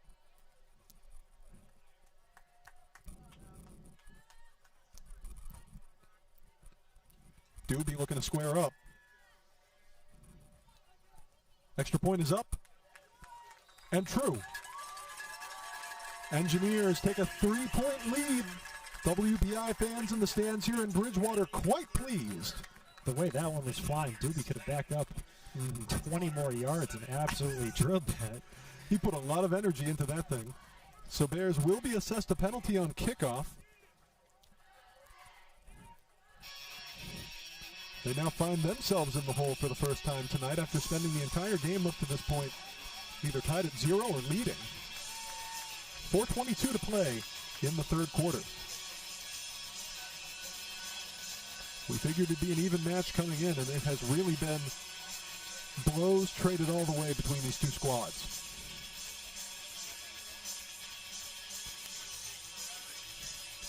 Definitely a defense-sided game for both teams. Outside of the run game, which has been very good for WPI, there hasn't been a ton of offense, a lot of short passes. Usual crowd out for kickoff. Doobie offering. Now back to receive, Wright and Kloutman. Now it's just going to fly out the back of the end zone. So with the penalty, Bears are going to end up starting at their own 10. Not exactly where you want to be. Not at all. Following a kickoff like that. Typically not. Backed up against their own end zone. Oh, no. Wait, hold up. Well, so much for a penalty being assessed on... Well, it must have been on the kick itself. Bears are going to start from their own 25 instead. Quick little dump off to Nocera. He's worming his way through and makes it across. That looks like a first down. Yes, indeed. So the penalty was assessed on the kick. I thought it would be after the kick. For anyone who may have been concerned, Adam Couch is out there again. Now takes his spot in the backfield. We saw Nunes for all of last drive. It's moments like this when I wish to anyone who would listen that we could hear the referees up here.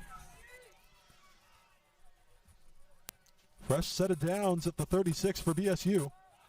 Cahoon seeking a pass play. Up top, quick little dot. Couch with the reception. He's going. Nobody is in his way. He's going to take it home. And in the blink of an eye, the Bears answer. So Adam Couch, fantastic through the ground and the air, and he shows why right there. He scores the second touchdown of the game, putting the Bears up 13-10.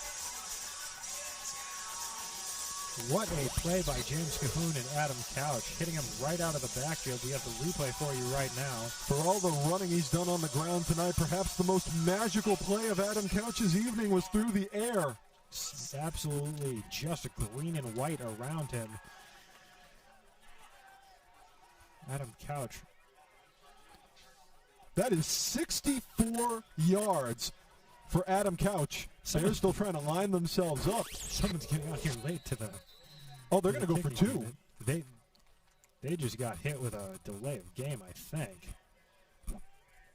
Bears are trying to sort themselves out. It looks like they're going to go for two.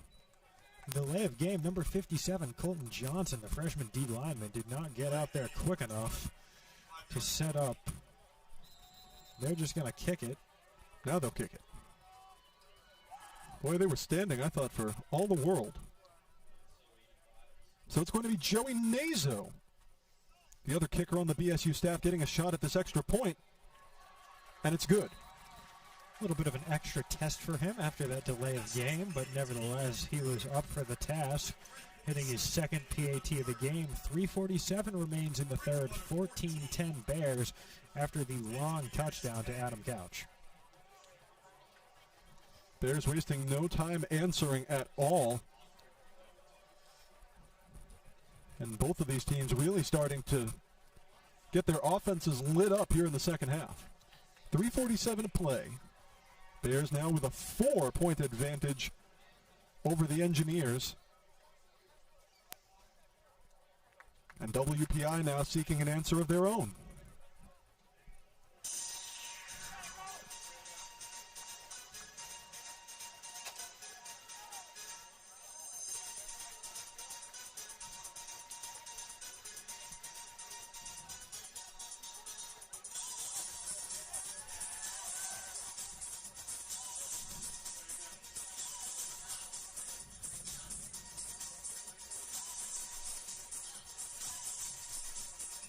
So the usual suspects out to kick and receive. Drake is going to step back out there for the kickoff. Out back to return for WPI, Herzig and Hannigan. Little different crowd from their punt return action. They will let that one bumble into the end zone and get the start at their 25. If you hear any other yelling on our broadcast that isn't me yelling for a touchdown, it is our lovely BSU assistants who are in the booth immediately next to us and animatedly preparing their plays, and I don't blame them one bit. There is a lot of energy here at this field tonight. Bears with a 14-10 lead in their home opener, trying to right the ship after a loss to MIT last weekend, and they certainly are turning on the Jets here tonight at Peter Mazzaferro Field. I think there was some slight frustration with the special teams on that kickoff, but I think we have that all sorted out now as McDonald McDonald another handoff. It's Chow making his way forward for a couple of yards. So the 1-2 punch of Chow and Carey. This time we see Chow. Looks like he got about 2 yards on that. We'll wait for the official call. It will be 2 yards on the play. Good eye. 2nd and 8 from the 27.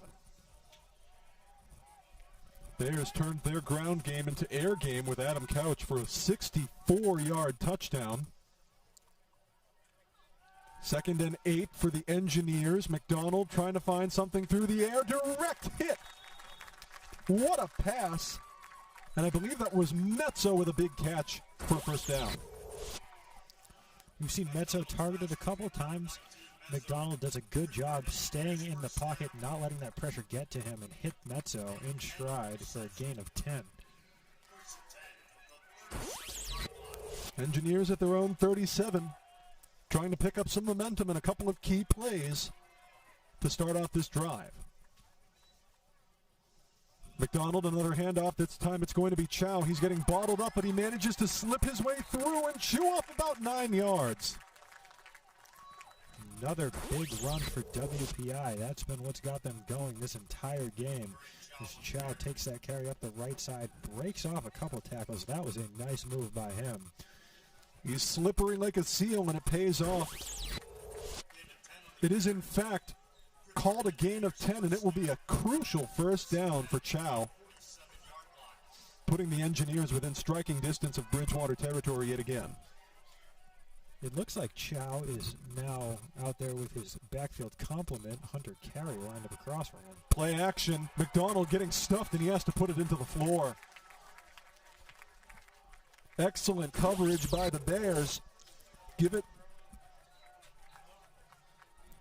right there to DiGirolamo, which is such a long name. I'm so sorry, but he's had a couple of crucial defensive plays. Puts very effective pressure on McDonald to force 2nd and 10. Nothing McDonald could do with that one other than throw it away or eat the sack. He made the right decision, setting up 2nd and 10 from the 47. Just north of 2 minutes to play in the third quarter. Bears with a 4-point lead. Engineers looking for the answer. Flags immediately after the snap. Not sure if someone jumped. This one's coming back. False start on WPI. Not sure exactly who the guilty party for them was, but they're going to be backing up now. A 5-yard penalty now sets up 2nd and 15. So WPI trails here with about 17 minutes of football left to play, 2:05 in this quarter. And certainly we've seen them grind their way into the end zone. They want to kill as much clock as they can and not give Bridgewater a chance to respond, even with a few minutes. Another handoff, it's Chow. He's trying to worm his way around, and he's going to get bottled up just shy of the 45. Once again, John Chow breaking tackles, takes that handoff. We've seen that play a couple times as he shakes off 2 defenders right there with the help of one of his linemen. Eventually brought down for a gain of 3. So 3rd and 12 for the Bears, putting WPI in an interesting position. They've really enjoyed a whole new defensive unit for the Bears, by the way. Before they can get any gas on that, it's going to be a BSU timeout. BSU, it looked like they just 11 for 11 swapped who was out there. The way the amount of red jerseys that were going onto the field. They'll get that sorted during the timeout. I was about to say 3rd and 12 puts WPI in a little bit of an interesting position because they've loved running the ball. And as good as Hunter Carey's been, do you want to run the ball on such a far down and distance? Exactly. Especially with the time left, with the field position. It's definitely an interesting situation, and we'll get the answer to see how they play this out. Still a full quarter to play with. A little bit of a philosophical debate for WPI to approach during this timeout. Again, called by Bridgewater. Exactly a minute and a half to play in the third quarter. Bears up 14-10. They just burned their 2nd timeout of the second half, so they'll have 1 remaining. WPI retains all 3 of theirs. Interesting decision. There's been a couple of defensive play calling miscues for the Bears. I think that might have been the source of that timeout. A long-awaited 3rd and 12 from the 45 for the Engineers. McDonald trying to find something magical to propel his WPI squad well into Bridgewater territory. Indeed, looking for that play in the air. McDonald trying to work his way through the pocket. He's in trouble trying to work through the right. He's just going to turn it into a QB keeper, scamper across, and gets his own first down. So he makes magic with his feet. 2 receivers to either side of McDonald, blanketed by the Bears secondary. No other option other than to keep it himself and take off with it. And all the Bears DBs were so far down the field, they couldn't touch him before he was already past the chains. Stephen McDonald makes something out of nothing. And it is 1st and 10 from just about the 41. I guess that answers our question. You do run it on 3rd and 12, even though it wasn't their first choice. They're going to run it right here again. Chow with the carry, and he's going to pick up about 3.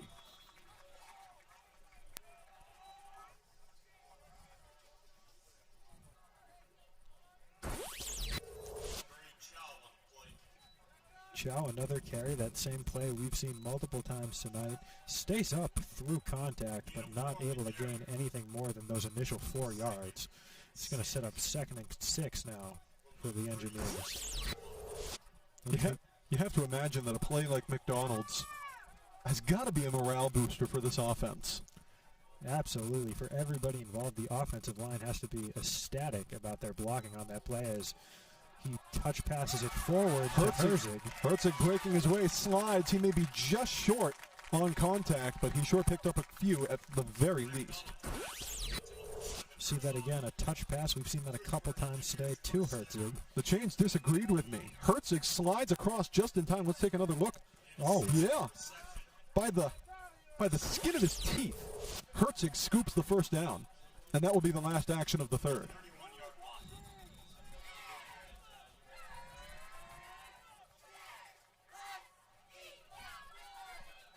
For a second, I thought someone might have called a timeout. There was still 1 second yeah, I was gonna on say, the scoreboard. I wasn't sure. Sorry to leave you folks hanging. That is indeed the end of the 3rd as we thought. Bears with a 14-10 lead, but the Engineers once again knocking on the door. They're in Bridgewater territory when we come back.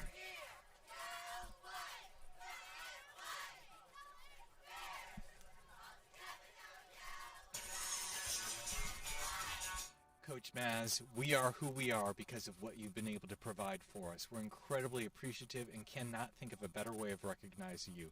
Congratulations, Coach. Hi, Coach Maz. As the father of Bridgewater State University football, this is such a well-deserved honor. You have been such a strong advocate of the football program, the athletic program, and the university as a whole. Congratulations, and we'll see you at the game.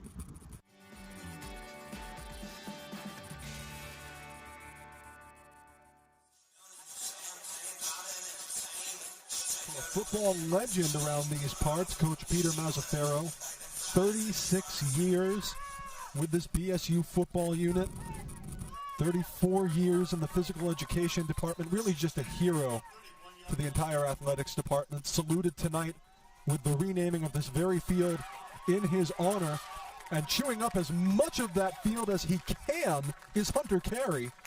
About to say, it's been a long time coming for this renaming of the field for Coach Mazzaferro, as Hunter Carey carries the Engineers to a first down.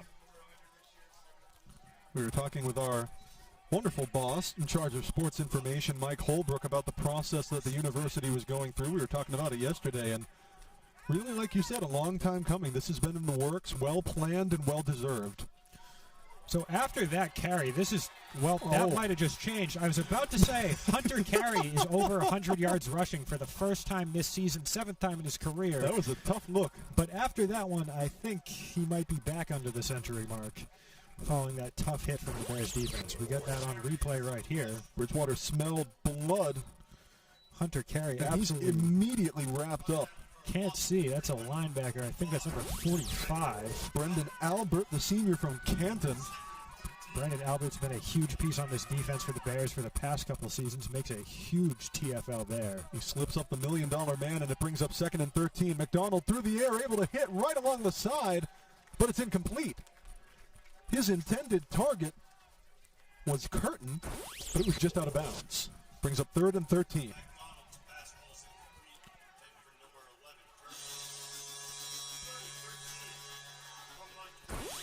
So 3rd and 13 now from the 24-yard line, knocking on the footsteps of the Bears end zone.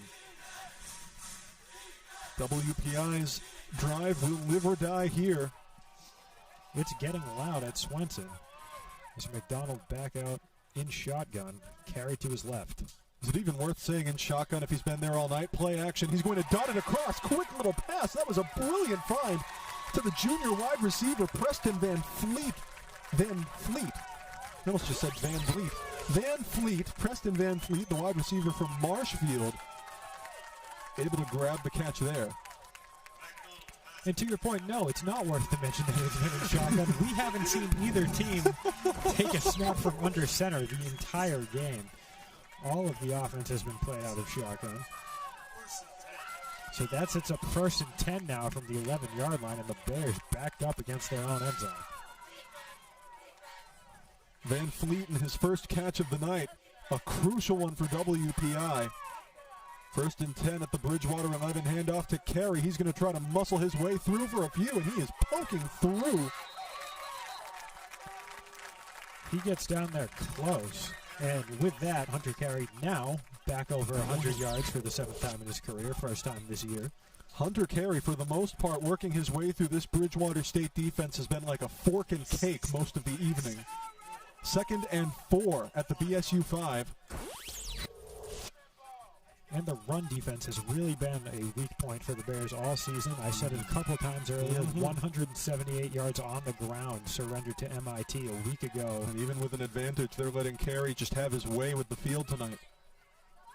Another handoff. This time, Carey a little bit more vulnerable. He gets stood up, might have gained 1. Looks like Zach Souza had something to say about Hunter Carey that time as he got into the backfield quickly, but Carey still able to at least get it back to the line of scrimmage. It will be a gain of 1, and it brings up 3rd and 4. No, 3rd and 3, I stand corrected. It'd be helpful if I could learn my numbers tonight, wouldn't it? Just under 12 to play in the game. Regardless of the down and distance here, you have to assume it's 4-down territory. They are very close. Almost and definitely. They have to go for it if they don't pick it up here. 3rd and 3, ouch. And there's your score. They find the answer.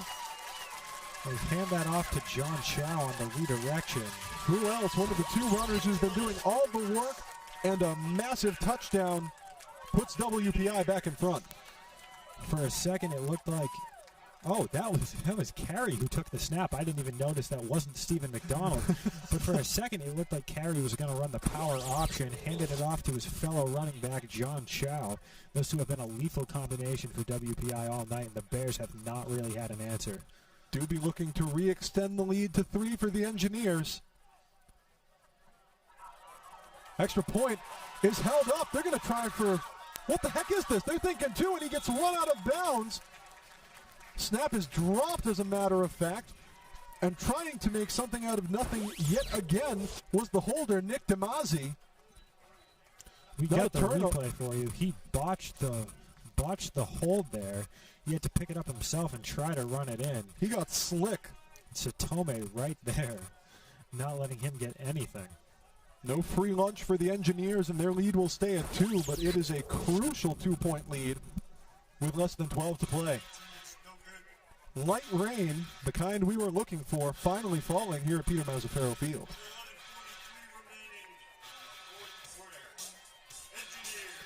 Still, however, 9:13 p.m. and 76 degrees. The humidity, believe it or not, has actually gone up. We're now at 89%. Well, it's raining. I mean, you know. Feels like 81. And for the Bears, 2 points feels like an awful lot. Less than 12 to play in the game. And the Engineers have re-seized the initiative to go up 16-14.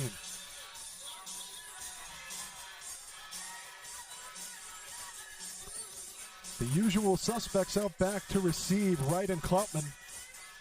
Doobie with the kickoff. A little bit of a different formation here for the Bears kick That's team. a funky spinner. Here's Wright trying to work his way through. Trying to step over. He's breaking a couple tackles, breaking ankles. He is rolling. Wright. He's free. Isaiah Wright will have a kick return touchdown. Isaiah Wright, the Bears give up the touchdown to WPI. and Wright immediately has an answer for him. Twice in a row after coughing up a touchdown to the Engineers, Bridgewater has almost immediately responded. In this case, at the very first possibility. A little bit of retribution for Wright. He muffed the punt earlier, resulting in a field goal, and now a house call for him here in the fourth quarter. Wow. And he is ecstatic, as he should be. He made some great cuts on that run. The special teams blocked very well. Again, another problem with the play calling for the Bears. They have their hands in the air out there. They don't know what's going on. And we've seen this far too many times in the game. Some confusion with the play calling. They got to burn a timeout here, unless it's going to be a delay of game. Call that 85 yards. And Isaiah Wright takes it home. Again, on the extra point, the Bears hit with a delay of game. That happened twice last time. I don't know what it is. They can't get their blockers out in time. It looked like... Take 2 or 3 steps forward and 1 back. It looked like Justin Hernandez wasn't quite sure what was going on last time. Last time it was Colton Johnson. They just can't get their special team set on these extra point attempts. Nazo's out here for the extra point from the 15. They have made his job harder these past couple of times. Extra point is up. And true. And it has not mattered either time. Making a 5-point advantage for the Bears after coughing up a 2-point lead to WPI. Isaiah Wright feeling himself. So here's that replay. He's made some fantastic cuts there, jumping over fallen defenders, breaking away, and it was just the kicker left to track him down, and he did not have a chance.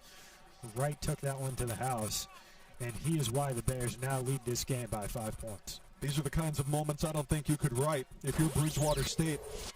And if you're the Engineers, after such a successful drive, pasting another 6 on the board, you're left to wonder what went wrong. But 11 and a half minutes to answer for WPI, and they will certainly be looking to find some spark to carry them back over the Bears. And I'm sure that spark will come in the form of Hunter Carey or John Chow, as it's came all game. Or maybe both at some point. Maybe both, the 1-2 punch. They've seemed to alternate drives here and there, but we saw both of them last time out, so I don't know what to expect. 2 tremendously important scorers for the Engineers this evening. Bears have been spreading it out by contrast. Hannigan and Herzig out back to receive for the Engineers. Kickoff is off. Herzig will take it. He's going to try to make some distance. Breaking through, and he will be taken down at right about the 29. He took Greg Dimitri for a ride a little bit there, but he was able to bring him down before he could get any more. Have the replay there. For a second, I thought WPI might answer back with a kick return touchdown of their own. You see Dimitri grabs onto the back of him, pulls him down. That's a running back for the Bears, making a crucial special teams tackle here in the fourth quarter. Interesting move. He takes Dimitri for a slide and sets things up. Official spot will be at the 30.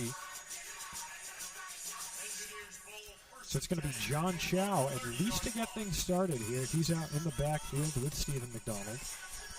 Can I just say, this has been a great second half of football. Absolutely. Didn't see a lot of offense the first half, but things have picked up. For those of you tuning in or late to tuning in, our score was 7-3 Bears at halftime. Ben McMahon missed the tackle. Chow is muscled down around the 31-32. But the Bears able to recover on that. It's going to be a pickup of 3. Sort of between the 32 and 33. Spot will be at the 33. You see Chow just throw McMahon to the ground, but luckily the Bears were able to bring him down eventually. 3 receivers lined up to the left of McDonald. So is Chow lined up left behind him. Another handoff to Chow, and he's breaking through, chewing up a few more yards, taken down right about the 39. You know, few tackles look comfortable. Actually, none of them do. But the way he went into Zach Souza on that one could not have been fun. Nevertheless, a solid rush again by John Chow, setting up 3rd and 1 from the 39-yard line. Engineers looking for the answer. after coughing up a kick return touchdown to Isaiah Wright. 3rd and 1. McDonald with Chow behind him.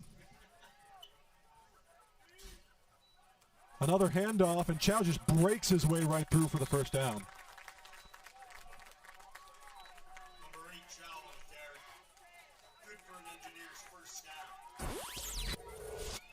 Well, he's been a crucial part, just getting his head down and busting through, him and Hunter Carey. Case in point. There's two very strong runners running right through contact, and it has worked all night for WPI. 1st and 10 at their own 43 for the Engineers. McDonald all by his lonesome out back in the shotgun position. QB keeper, he's going to try to bust through. He's going to keep busting through, puts on the spin move, and he may have just secured the first down on his feet yet again. Secure it, he will. McDonald once again takes it himself. This time a designed play. Yeah, I was going to say. It wasn't the last time, but it worked out both times. Gain of 11 for him here. See, empty backfield, takes the snap and just runs it himself on the draw. Tremendous little keeper, and he is able to set up shop at the Bears 46.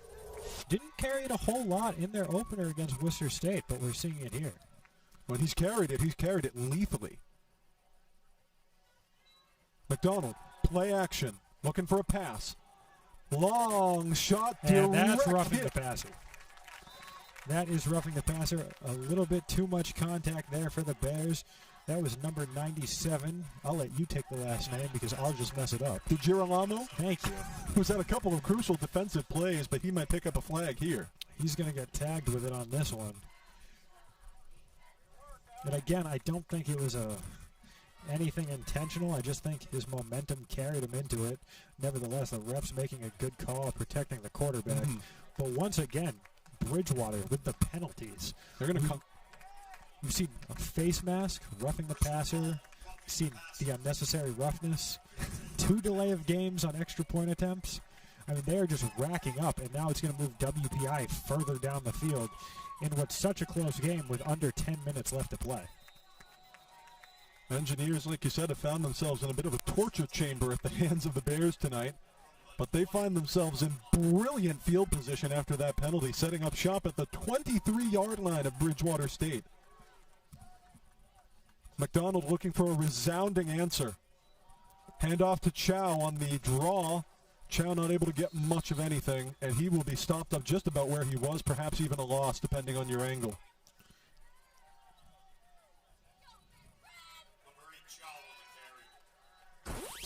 We get the replay for that little fake throw there by McDonald. Didn't fool anyone. And a gain of 1 for Chow, so 2nd and 9 from the 22 now for WPI.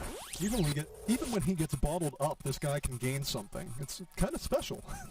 I mean, both of their running backs as well. I mean, they have been hit behind the line and still come out with positive yardage multiple times tonight. 2nd and 9 at the 22. McDonald, another handoff. Who else but Chow? But he is stopped up. That time a little bit of a get back for the Bears.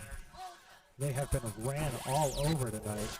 Luckily for them, able to hit Chow in the backfield quickly, wrapping him up by the legs was Cody Satome. They are actually going to lose a yard on the play, and it brings up 3rd and 10 back at the 23. So 3rd and 10 now for the Bears, 23-yard line. And just 7 minutes and change to go. This is a big defensive stand for Bridgewater State. Empty backfield for WPI. McDonald looking for a pass. Plenty of time in the pocket. Quick little dot, reaching up, and what a catch! Netzo goes airborne and makes a big one. Conley seems to think it was incomplete. He was strapped to the hip of Metzo that whole time. That was some good, very good coverage. Just a fantastic catch and throw by WPI. Gain of 9 on the reception there. Metzo at skyscraper height to scoop that one. And the chains are going back, so it won't be. What the heck will it be? Chains started to move for 1st and 10. It's 4th and 1. We just heard 4th and 1 up here in the booth. So a big catch by Metzo to move things along, but the Engineers still need to find another yard. Hunter Carey now joins them out on the field in the backfield. Some deliberation going on with the refs still. Not sure exactly. McDonald's going to take a chance to check in with the coach. What the conversation is. So they're going to say they stopped him from getting the first down. That's going to set up the 4th and 1 as we thought. This may well be the biggest defensive stand of the night for Bridgewater State if they can pull it off. And if not, it will be a huge push forward for the Engineers. Another handoff. Trying to muscle their way through. Did they get it? No good. WPI showed run again with the fullback lined up in the backfield and Hunter Carey out there. Oh! And it looks... We saw initially one referee waving his arms, but another now calling the first down is good. The Engineers seem to have picked Bridgewater State's locks on the second call. A gain of 1, and it was all they needed to set up a first down. So it looks like a little disagreement in between the refs, and now it will in fact be a 1st and 10 for WPI. They've done that a couple of times to us tonight. With a fresh set of downs. If anything, it just makes us look confused. What are we doing here? Another carry for Carey. I really need to stop saying that. He's stopped for no gain.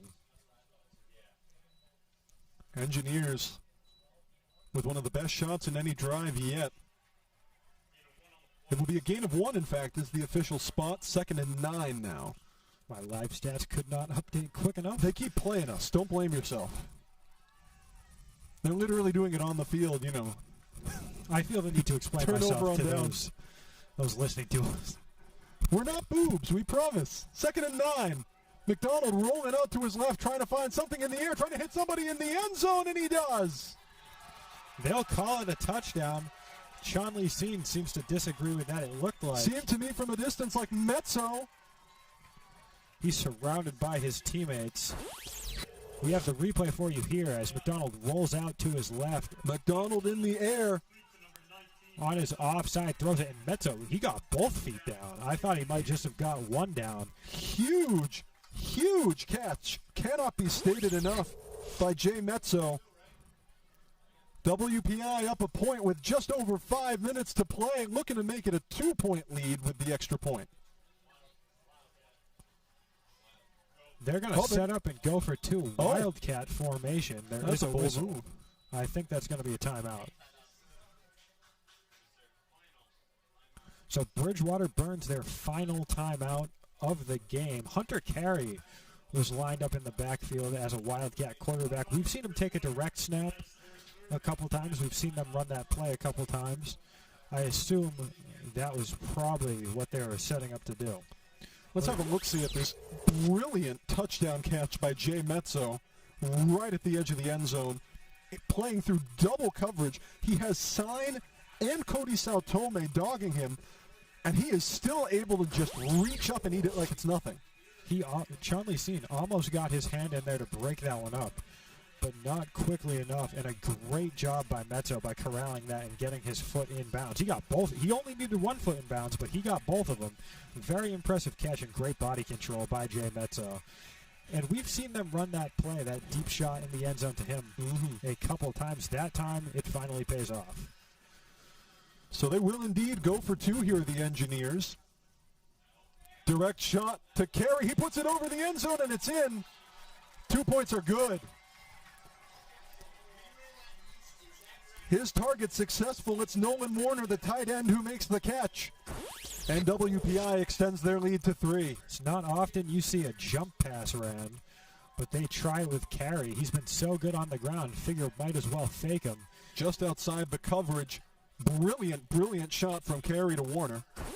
Bears were getting ready to crash the box on that one as they floated up right to Warner. Celestino having a little bit of a conversation with James Cahoon. Peter Celestino, potentially the Bears quarterback of the future. Definitely has a good mentor in James Cahoon. We have a couple potential Bears quarterbacks of the future hanging around down there, don't we? Both these teams with an embarrassment of riches at various spots, and they've shown it tonight. Bears are going to need to work something. 5:13 to play. They now trail by 3.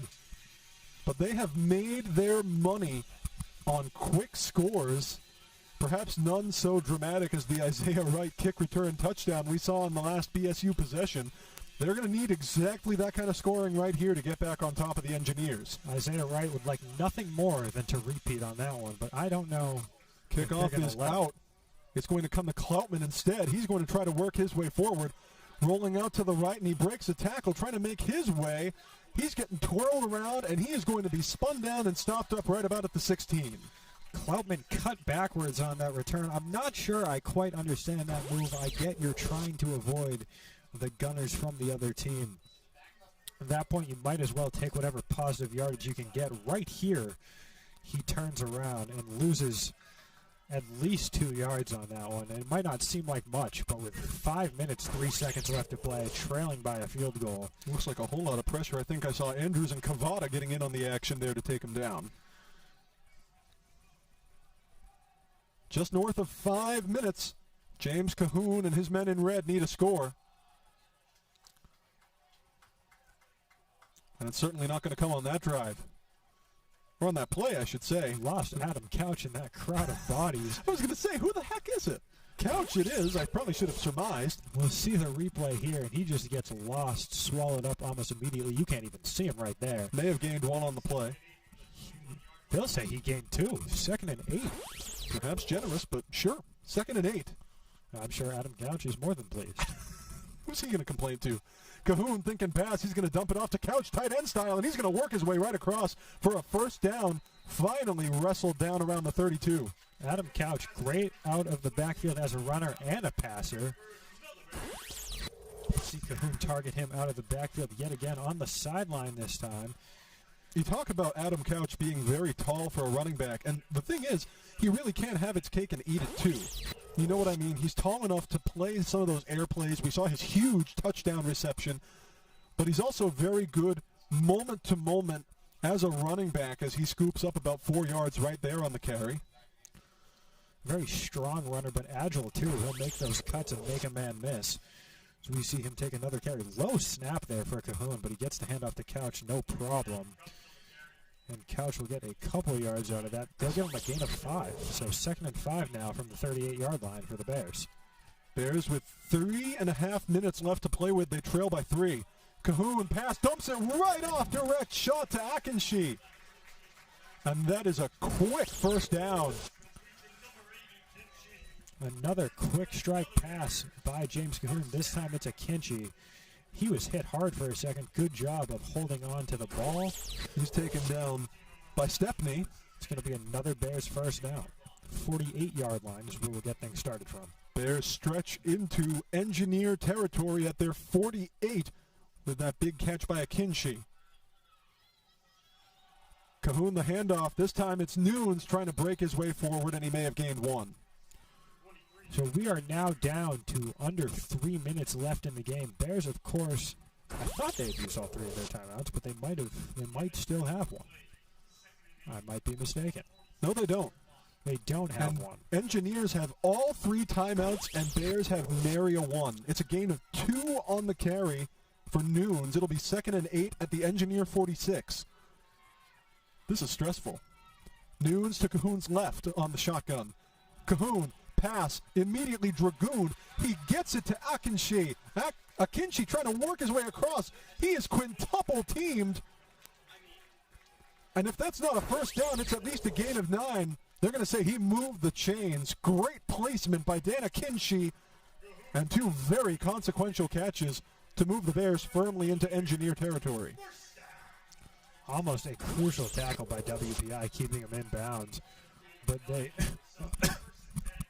I'm sorry? It didn't matter as the clock stops while the chains reset. Couch to Cahoon's left this time. He's trying to get his directions. 10 on the play clock, now less. Motion man is Burchard. Toss over, it's Wright this time. Usually a running back in the returner, but he's going to get wolfed right down for a TFL. We've seen them swing Wright out wide a couple times this game, and he's been the target on a couple checkdowns just like this, and they really haven't gone the Bears' way at all. That's going to be a loss of 2. Second and 12 now from the 39 for the Bears. Just a minute and a half, and they don't have any timeouts. You got to do something here. At least get Shane Drake in field goal range. Bears need some magic. Couch to Coons right. The handoff. No, play action, and it was so convincing. He dots it right to Nocera for the first down. He even fooled me. Michael Nocera absolutely drilled on that. Clock stops as they move the chains. A minute 13 left in the game. And the Bears are moving quickly with no time and no timeouts left in the fourth quarter. Just over a minute. Cahoon still looking for a good play. Thinking in the air. He's getting sacked. Uh-oh. Big takedown. Looks like Newberg who got some action on it. Newberg had a sack in the opener against Worcester State. Picks up another one there. He's been in on a couple good pass rush plays. And now we are coming to under 40 seconds left in the game. Cahoon stepping back again. Another vulnerability, and it's incomplete. His intended target was McCarthy. What an enormous sack on the play before that by Newberg, the senior from Rhode Island. Huge defensive stand at the very last moment by the Engineers. McCarthy's had a couple tough drops today. That not one of them. That's what we call a hospital pass right there. Two defenders right next to him. That was going to be a difficult one to corral. 3rd and 13 at the Engineer 28, and this is truly BSU's last stand. 36 seconds to play. Cahoon thinking pass. They're poking through again. He's rolling to his right. Dumps one off. Direct to Akinci. He's trying to muscle his way forward. Looks like a first down. He will get the first down, so the clock stops temporarily while the chain gang adjusts their position. They're trying to line up, and Cahoon will spike it. So this is going to set up a field goal attempt by Shane Drake. And the game, no pressure, is now on his shoulders. He's warming up on the sidelines right now. Cahoon in the offense still out there. They do have time to take another shot as long as they don't get tackled inbounds or sacked. Knock on wood. If you're a Bridgewater State fan. If you're an Engineers fan, I mean, you probably want that real bad. 24 seconds to play, and it is WPI with a 24-21 lead. So 3 men to Cahoon's left, 4 if you include Couch, lined up in the backfield, 1 to the right. 2nd and 10 at the 12. Cahoon looking for a dot, finds one. He gets it out of bounds. Burchard, in fact, rolls out of bounds after the catch. Clock is still ticking, though. It is dangerous territory for Bridgewater. Burchard was already down. 3rd and 10, and they're going to spike it again to go to 4th down. Burchard was already down by the time he was able to roll out. So they're going to bring out the field goal unit, and an awful lot will now ride on the shoulders of Shane Drake to try to tie this one up and send us to OT. Shane Drake not able to connect on any field goals during the game against MIT. No pressure for him at all here. Yeah, right. In a huge situation. Field goal would tie it. And a missed field goal would send WPI home 2-0. And they're going to try to ice him. So WPI burns their first time out. Trying to get in Shane Drake's head a little bit. 8 seconds left on the clock. This is absolutely huge. Bears, we talked about really working hard to set themselves up for success quickly. Certainly they were looking for 6 points, but if they can take this thing to OT, they stand a very real chance. They stand a very real chance, and it will be the job of Shane Drake to take a crack at that now. Engineers with a 3-point lead, 24-21. 4th and 9, but it's inconsequential.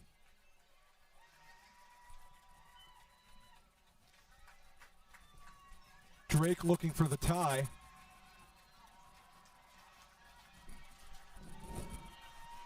The crowd is loud here at Peter Mazzaferro Field.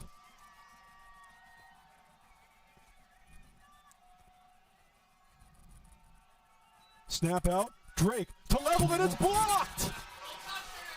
It is blocked! And WPI will go home with a win. So a crucial moment for the Bears. Another special teams miscue as the field goal attempt is blocked.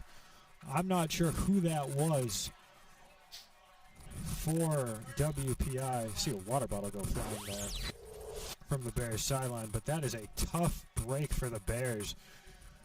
What a massive defensive play. And the Engineers will step out of here with a win. That was the wide receiver, Curtin, who got his hand in there on special teams. 6'1", 210, and Bryce Curtin, the Connecticut native, has sealed this one for the Engineers. 1 second on the clock. Turned over on downs anyway. This one is going to belong to WPI. And Luke, what a what a strange, fascinating, tremendous game we've seen here tonight. This has been quite the display for both sides. It's been a very interesting game. It started out slow, but it ended anything but. Stephen McDonald has proven, I think, definitively tonight that he and his Engineers are pretty good match against the Mazcac, I'd say. This will put him at 2-0 against the Mazcac. So definitely a good start so far. The Bears will fall to 0-2. They'll be back next Saturday at Peter Mazzaferro Field. Make it official. They'll just kneel that one out, as we all saw coming. After a where do I even start? After a first half with hardly any offense to speak of, the Bears and the Engineers explode in the second, but it is WPI with the right stuff at Peter Mazzaferro Field. Your final score, Engineers 24, Bears 21. What a tremendous, tremendous game. We'll see you next Saturday, I believe, right here for more Bears football. Until then, thank you so much for joining the Bears Sports Network. I'm lost for words. I'm Matt Donahue. I'm Luke Mansfield. We'll see you next time around here on BSN, and remember that every day is a great day to be a Bear. Take care, folks.